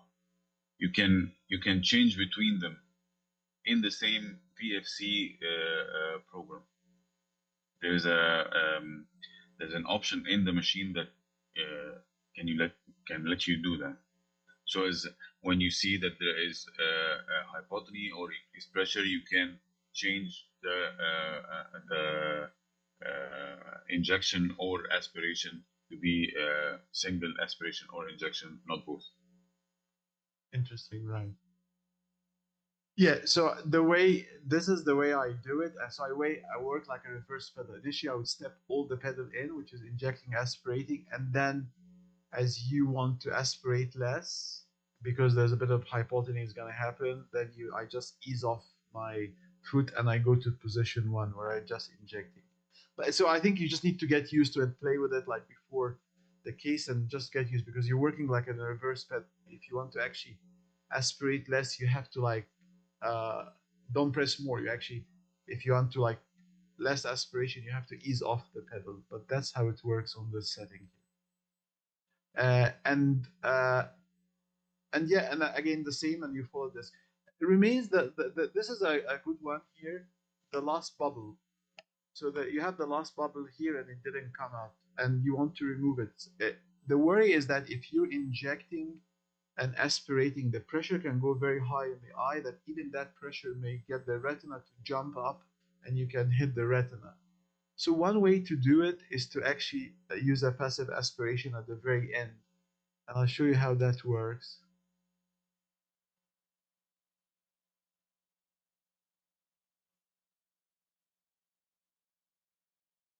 So this is how it works. So what you do is you do it passively, but to raise the pressure a touch, you just press with that finger. So that finger there, holding the back flush, you just press on the eye, and that raises the pressure, and then you get it with passive. That's something, I think, a tip is that it has been passed from one surgeon to the other over the years. We didn't find it really written in books, but you want like a bit of a raised pressure. So what you do is you just press with your finger there. So there are lots of things to do with your fingers when you're doing this exchange. One is to press the two hands together to have a feeling about the sensation, and the other one is at the very last bubble, you do it passive, but you just press with this finger there to raise the pressure, and that gets you a raised pressure to get the last bubble here.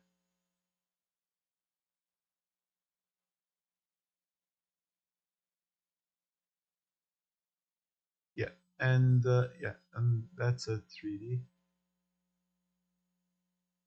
Yeah, so it's this finger there, so it'll be the index of the right hand, this finger. You just press it.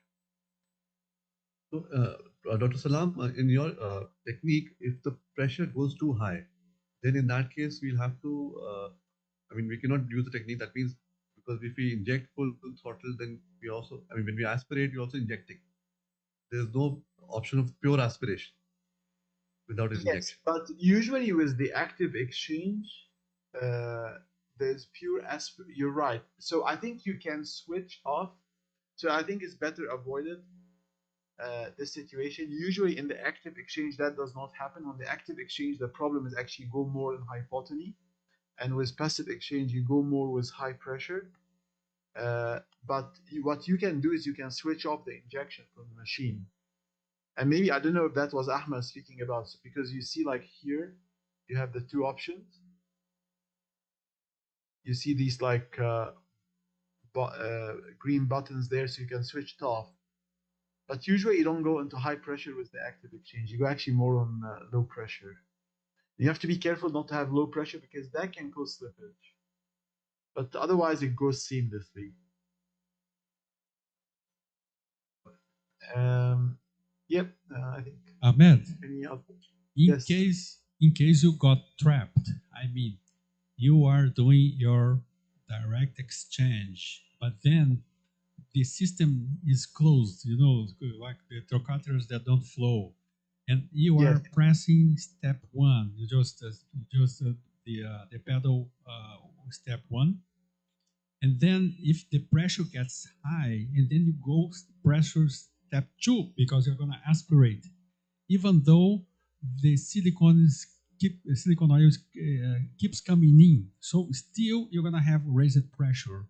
So what would you do in this case? Would you disconnect the injection site of silicone in order to relieve? Yeah, I think that was what Sethi was asking. Yeah, I think you can switch off the injection.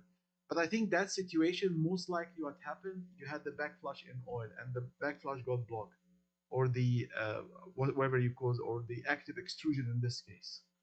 So I think be very careful not to get the extrusion or the backflush in oil. It always has to be BSS or in PFCL because that's blocks it. And the second, if you run into this, you can switch off. But I did not run into this before with the active.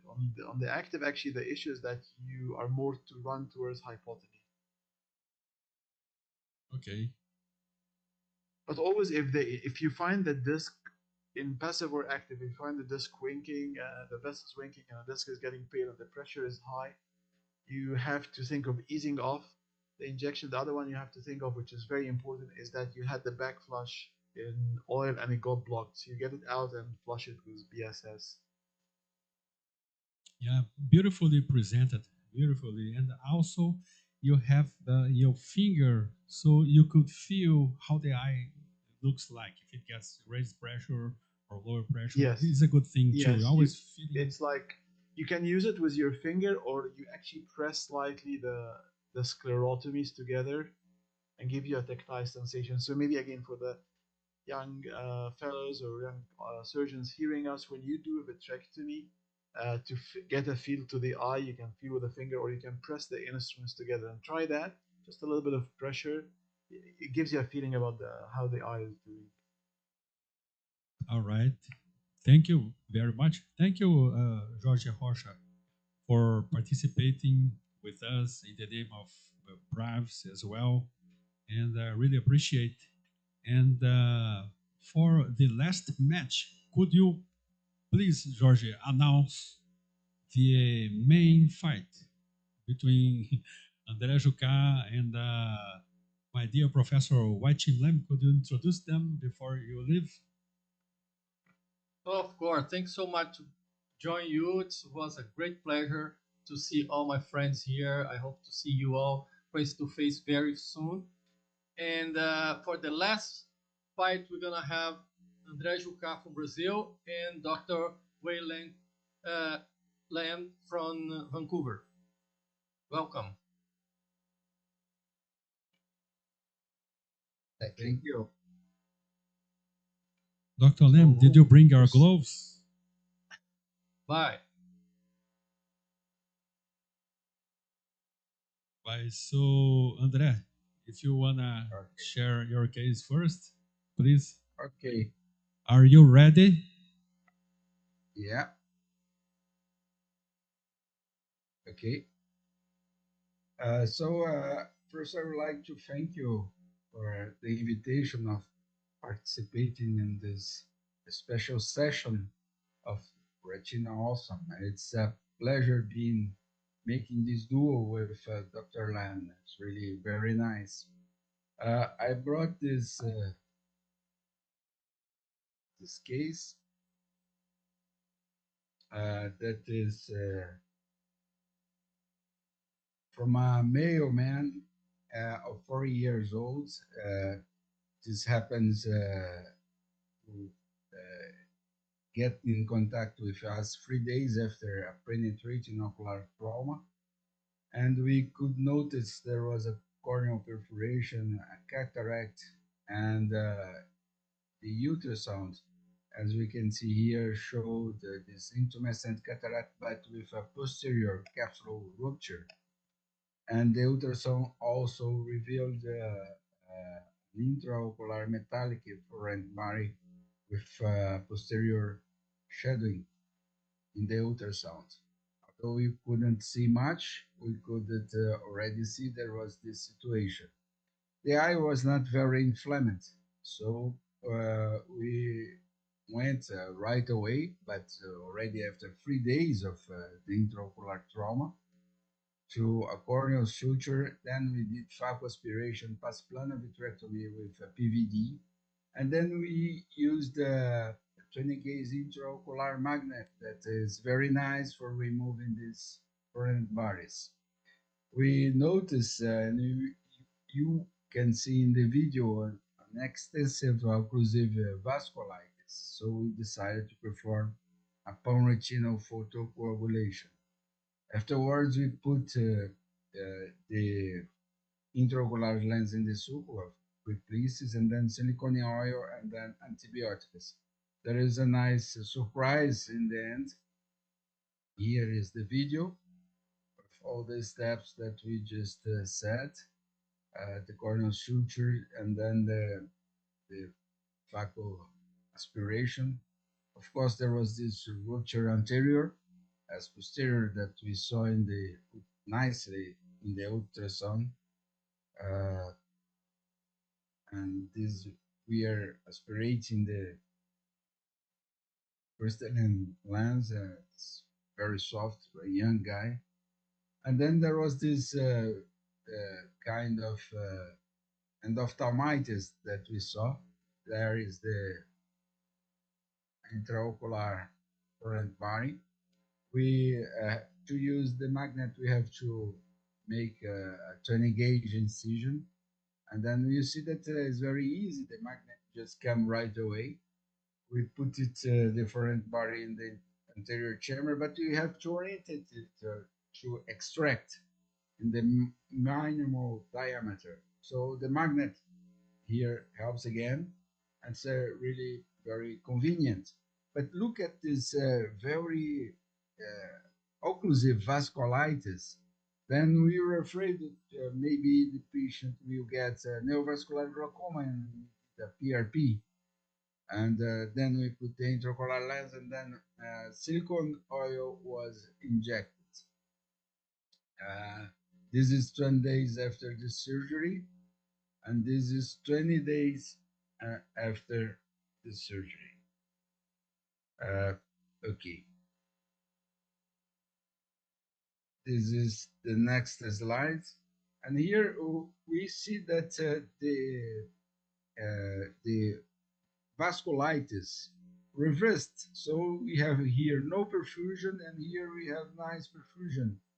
So when we treated the patient, removing the infection with antibiotics, removing the foreign body, the inflammations also decreased, and the capillary and vascular retinal circulation was reestablished. And we found out this very strange bug, Mycobacterium paroxystem. And they found out firstly about it in 2003. It's the first report of intraocular infection with this bug that I learned that can happen in immunosuppressed patients, and patients that has cannula is in intensive care, and has been reported some strains may be resistant to vancomycin. We use the combination of vancomycin and ceftazidime in this procedure, and it rarely causes eye infections, although it can be easily found on soil, water, and even fish like tilapia. That's the first case of endophthalmitis for this bug, that the microbacterium paraoxidant that we know, but it only happened because the foreign body drive it inside the eye. So this is the eye at the end of the procedure, and the vision improved from light perception to 2400 after 20 days. And there is still this corneal scar that we are going to deal with after we remove the silicone oil. But here you see the biofilm that's covering, it's produced by the bacteria and it's covering the foreign body. It protects it from the defense system of the eye, of course. That's why it's so important to do the surgery as soon as possible in these cases.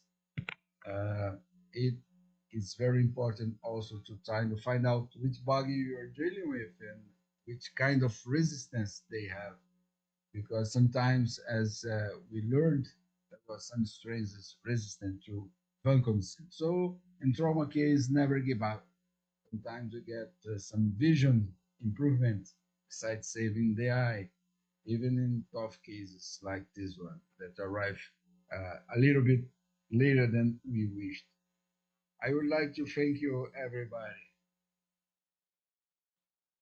Thank you, Andres. Such a nice case and difficult. And when do you decide for trauma cases like that? And you supposedly get an infection. So how do you get your culture, antibiogram, and things? And how do you do the setup to collect those materials? Well, we take the fluid from the vitreous cavity, and also the foreign body. I think it's important to send it to culture. Of course, you do not have to wait to immediately initiate antibiotics. We use also oral Avalox as an adjunct, but we think that the main treatment is intravitreal antibiotics like vancomycin and ceftazidime. Amikacin is also a nice option, but we, in this case that we made a lot of exchange, we were afraid of toxicity by vancomycin, by amikacin, aminoglycosid. Oh yeah, I think you can get away with that with both drugs, yeah. But still, if you put the right dosing of amikacin, I think it could help as well. But in case you think of fungi, what will you do? What could be your prophylaxis? Yeah, for fungi, it's amphotericin B, the drug of choice. But I do not use fungi unless it's vegetal intraocular foreign body, because amphotericin B, even it's kind of toxic for the retina. So at first we do not use it because there is a metallic foreign body, but we wait for the results. And indeed, the patient increased very fast after the surgery. And when the outcome of the culture arrived, the patient was already better. So that is the most important thing for us, as the response, the clinical response of the patient. Beautiful case, very very well recorded as well. Vaibhav would like to comment. Yes, but Andre, very nice case. I liked it, and I like the way the vasculitis reversed very beautifully post-operatively. And one question I had at the end of the surgery, I've seen there was a corneal tear, and this oil, I think, popped out from the corneal tear as well. Just at the end, and you push it back. Yeah, no. To keep the oil down, because you have not a good separation between the segments. But to keep the oil out, we use viscoat, and it was the viscoat that was coming out. Viscoat. That was the oil, yes. So the viscoat avoid the oil coming to the. All right. Ahmed, want to comment? Sorry, this is a great case. I really enjoyed it. Thank you so much. I just have a little tip, something that I've been doing for several years now, how to remove the foreign body, because the problem, as Andre beautifully showed, is you have to enlarge the sclerotomy to 20 gauge. Can I just show you a picture of what I do, like a different? Sure. Is that okay? Yeah. All right. This is here what I do. Very quickly. So this is a patient who again had intraocular foreign body. We have a 23 gauge setup and cleaning, and we did phacoemulsification. And then here is the foreign body. I'll cut to the important part. And the lens has dropped to the back of the eye. So this is the foreign body just cleaning. And then we remove the sorry, I just want to show you the part which is important. Okay, propagating the PVD.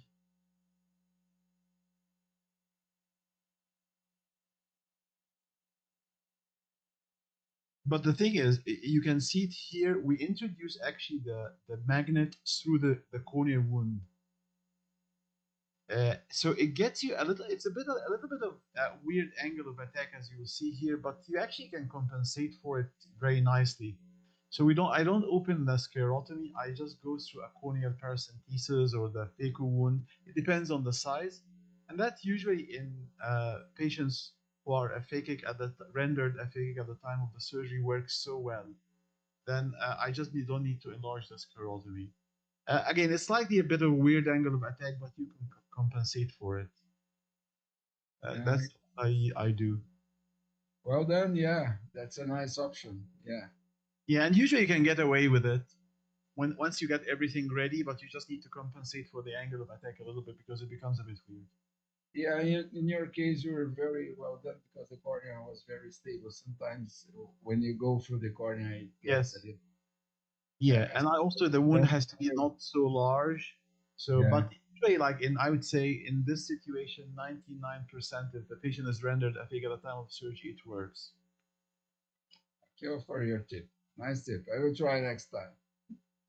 Very good technique. And before we proceed to Dr. Lam's case, Dr. Lam, would you like to comment on this such interesting case from André Joca? Yeah, no, it was wonderfully done. And I think that Dr.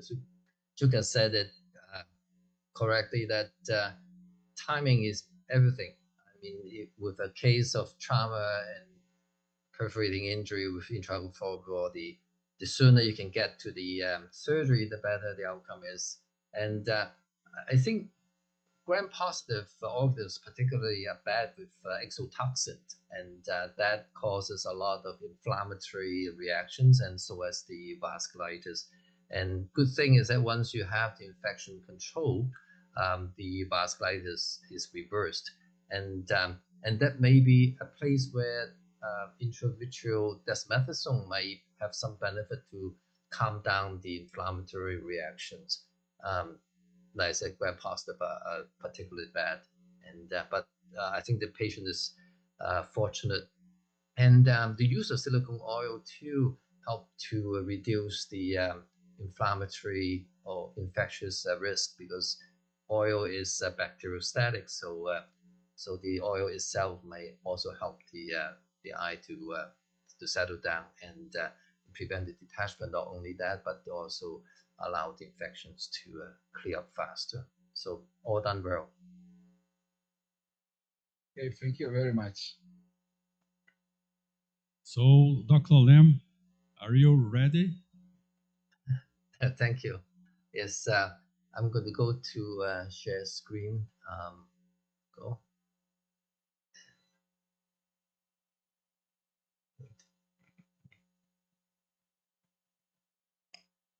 Okay, so well, thank you for the asking for the kind invitations, and especially here with Dr. Zhuka is a wonderful opportunity, and because the time zone differences, I appreciate that I was allowed to go later. Oops, I think this was on auto, so just 1 second, and let me go back. I think it went to, so just one more time. Here we go. Just go back. So we have a young patients here with morning glory syndrome. It's an 8-year-old girl with relatively good health, and I think it's on autoplay. So it's a left eye with morning glory syndrome with total retinal detachment with like PVR, and so here's the fundus pictures. You can see the morning glory syndrome with the detachment, and in addition to that, you can see some fibrous proliferations, temporary neovascularizations too. And so the surgery is what everybody probably would expected, using triamcinolone to allow better visualizations of the vitreous and creating a PVD. And there's some glial tissues at the optic disc, which is also classic in the cases of morning glory syndrome. And that was removed, and then tried to remove the vitreous attachment. And the young child is very adherent, using the forceps and the light pipe as a bimanual technique. There was a little bit oozing from the disc. I think that might be from some of the vascularizations that was there, and that just continued to trim the vitreous. And so taking out the clot from the disc, try to identify if there's any retinal break. In this case, we couldn't find any breaks at the center of the morning glory syndrome, so decided to make a drainage retinotomy and flatten the detachment. And that went very well. And after that, we did laser around the retinotomy and 360-degree laser around the optic nerve. And the intention is that most of the time the break is actually at the center of the coloboma, and by doing the laser, it will help to keep the retina from detached. And I put gas in, this time C3F8. And so I thought surgery all good, and I should expect a good result. So the next day, I noticed there's a small air bubble in the subretinal space right next to the optic disc, and I didn't make much of it, and I thought this will settle down. And then what happened on the day 7, we have a bolus retinal detachment right against the disc with subretinal gas. So it appears that the gas might have found its way into the subretinal space and then causing the detachment. So why did the gas get subretinal space? Now we have a bolus retinal detachment of gas, how to drain it, and what are the way that help to prevent the gas from getting into the subretinal space.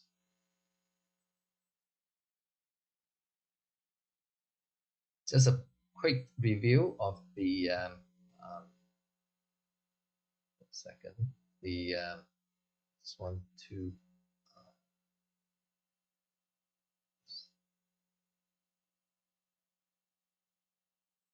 Sorry about this. I just need to. Okay, because it was blocking me seeing my slides. So the the mechanisms for the optic nerve pit and Morning-Glory syndrome was thought to be a spectrum of diseases, and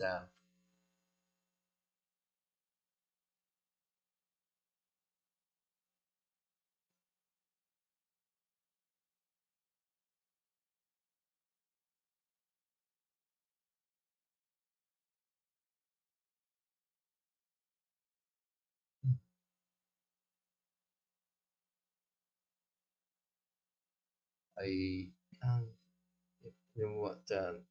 If you don't, I'll stop sharing. I will share again. Sorry about this. And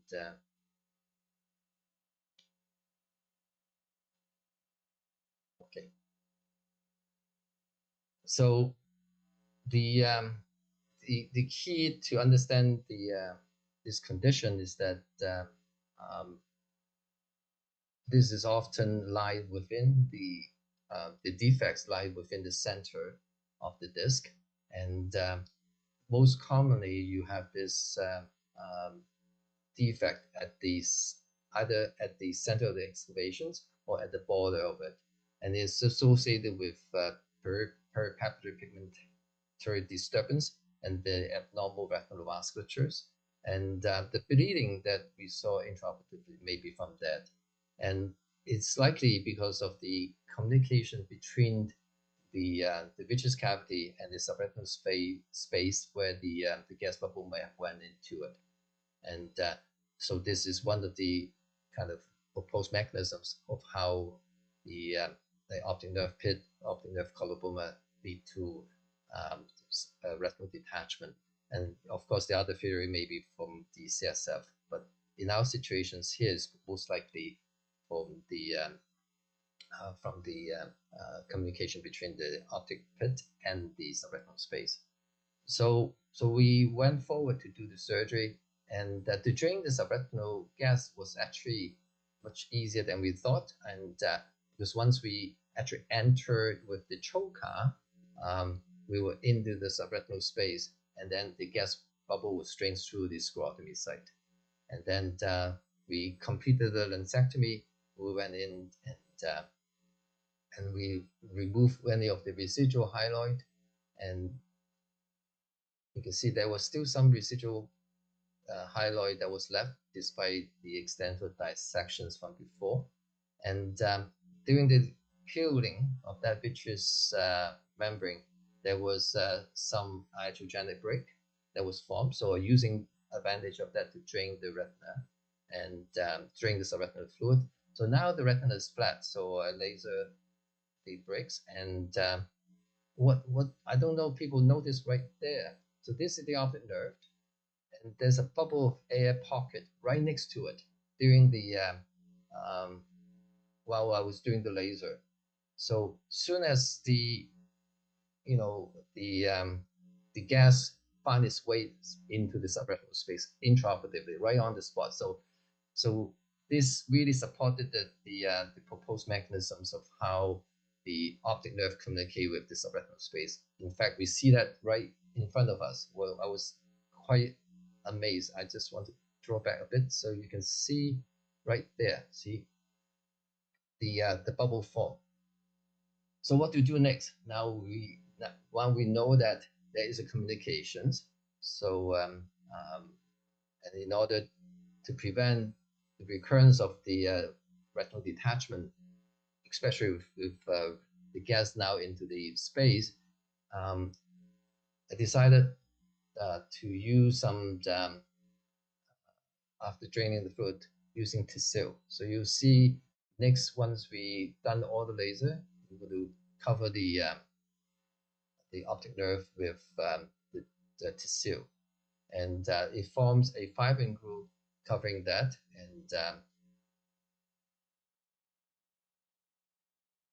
and before the groove form, more gas actually get into the subretinal space. So once we flatten that, I drain the subretinal gas and laser that area where the gas has entered, and so that's the end of the case. Oops.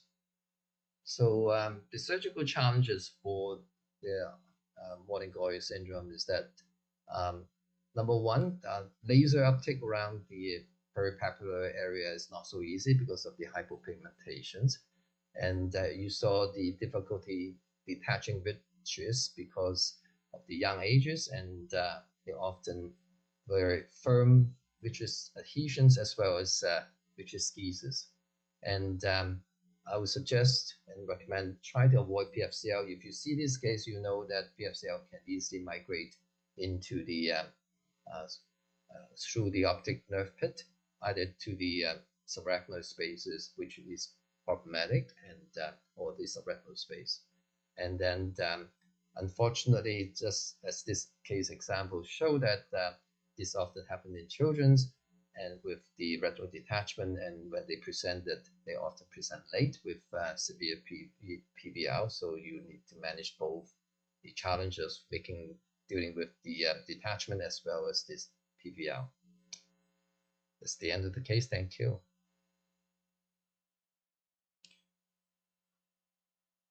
Very well made, Dr. Lam. I've seen many procedures. You're doing the glue. When you inject it, it works right away. It seals the defect. It's a mixture of two solutions. So when they come into contact, they become a fibrin type of glue pretty quickly in less than like 10 or 30 seconds. They will form a adherent kind of fibrin patched. And do you think, as you said, the vitreous for these pediatric patients is very difficult to remove? So any tips on how you do that? You always stain the vitreous? Yeah, I think visualization is the key. So using triamcinolone always helped to identify the vitreous well. And because it's very adherent, I think you've been shown by Dr. Habib, Ahmad Habib, showing the bimanual technique to try to separate the vitreous. You can either use two forceps or using the light pipe as a second instrument to stabilize the retina and try to peel the vitreous. And using the instrument to pull the vitreous tangentially away on this retinal surface rather than try to tear it off, because retinal break cannot occur. In fact, in my case, in the second surgery, during the peeling of the vitreous, I created an iatrogenic break because of the very adherence of the vitreous to the retinal surface. But you need to be aware of that, and then you trim them once you are able to separate them. All right. André Juca, your partner, could you comment on this great Dr. Lam's case? Yeah, it was a great case, and some decisions avoid a worse scenario, like using silicone oil and perfluorocarbon liquid. Much better have gas than silicone oil or perfluorocarbon liquid. But it really is hard job removing the posterior hyaloid in this pediatric cases. They're like chewing gum, very sticky and very hard to remove. But it's a very hard case. In morning glory syndrome, you can sometimes, many times, not finding the real break. Maybe it's one of these cases that I would like to enjoy to have an intraoperative OCT to try to see if we could find something. But it was nicely done, and many lessons, and really it was a really good choice going to gas in these cases. Silicone oil is risky, and as is perfluorocarbon liquid. Even there is some reports of silicone oil end up in the brain. Thank you. Congratulations, Dr. Lam. Wonderful. Thank you. Dr. Lam, excellent case. I think we don't get to see such cases very often. Thank you for showing us a very rare case and a rare complication, because such cases are very complex. We don't understand the anatomy very well. My only question is, when we made the retinotomy the first time to drain the fluid, you think we could have also injected subretinal blue? Maybe that blue could have also found us the primary break. This is retrospect, because when you're doing this case, these questions don't come up. And do you think using an AMG graft could also help in plugging the excavation site? Would that also be equally effective as a glue? Yeah, no, those are excellent suggestions. I think using the tissue blue or brilliant blue or trypan blue into the subretinal space to try to identify the locations of the defect may help. In this case, it's a chronic detachment. Sometimes the break is well kind of hidden within the scar tissues, and they may not easily kind of drain. But that is an excellent recommendation. In terms of using the amniotic membrane as a cover, I didn't think of it at the time because I wasn't kind of thought of the need to cover the defect, because I didn't expect that such a readily communication between the disc and the subretinal space, and only found that out post-operatively. And when I went in, I thought if I drained it and then I laser it, it would be fine. But then during the airflow exchange, I already realized that there's complications. If I would have the amniotic membrane ready at the time, has in preparations, then that may be a very good idea. But in a very kind of on the spot decisions, it's much easier to get tissue like the tissue, which is in the fridge, and in the neurosurgery as well as cardiac, they have that, so I can access that quickly. So that's the reason why we use it. And we know that the glue will dissolve after about a month. So fortunately, that might have for the kid, there may be some scarring form, so that whatever defect was there did not recur. But if it recur, I think the amniotic membrane or some people use scroll tissue as a plug works well as a way to prevent further complications. Quick suggestions. Thanks. Wai-Ching, I have a very quick question. I've used the Tessil several times, and I've always not been sure whether to use the more fluidy one first or the thicker one. I mean, I think I've done this and I've done that. I found no difference. Do you have any thought on this or any preference? Or yeah, I like the more fluid one because the design is that you have this kind of cartilage when they come, as you push, they join together. Yeah. The kind of injection port, and then they get mixed. And I find that sometimes what happens is that when they mix, it mixes too quickly and they start to block the injections. So what I did in this case, you may not have noticed, I injected the two components sequentially. So I let them mix inside the eye, especially under air. That's the easiest way to do it, I find. You have much more control, and then they don't kind of clog up your cannula prematurely because you have two separate. So that's my preference, but whatever works. But you do there's like the thin part and the thick part. Do you have any preference which one first, or it doesn't matter? I put the thick part first, and then the thick part first. Okay. Yeah. Right. Thank you. I want to thank you very much. So, Ahmed, what do you think? Who won? Well, that was a tie. I think everybody won, and everybody got so much to learn out of those cases. Very interesting. All cases we all won. Awesome. So yes, we definitely all won. Lots of learning. What do you think, Olivia? Olivia? Great cases. We have discussed a lot of interesting tips. I Salam, you did very good tips about how to make the direct interchange. Thank you for sharing that. I'm going to apply it for next case when using perfluoro. Thank you. Thank I, you. I would like to congratulate Olivia not only for the case, but also for the International Day of the Women that is today.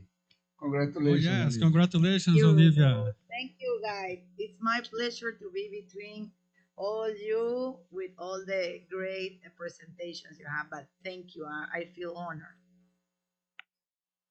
And I just want to finish, but before, I want to thank PanOphthalmologica for accepting us to participate. And every one of you, you were great. And thanks also Ahmed, Marcelo, everybody else, Roger Rocha. But we have a great event tomorrow. So this is part of the great event PanOphthalmologica. Before we close, and actually I would like you to close because you are presential in that big event in India, in Delhi, right now.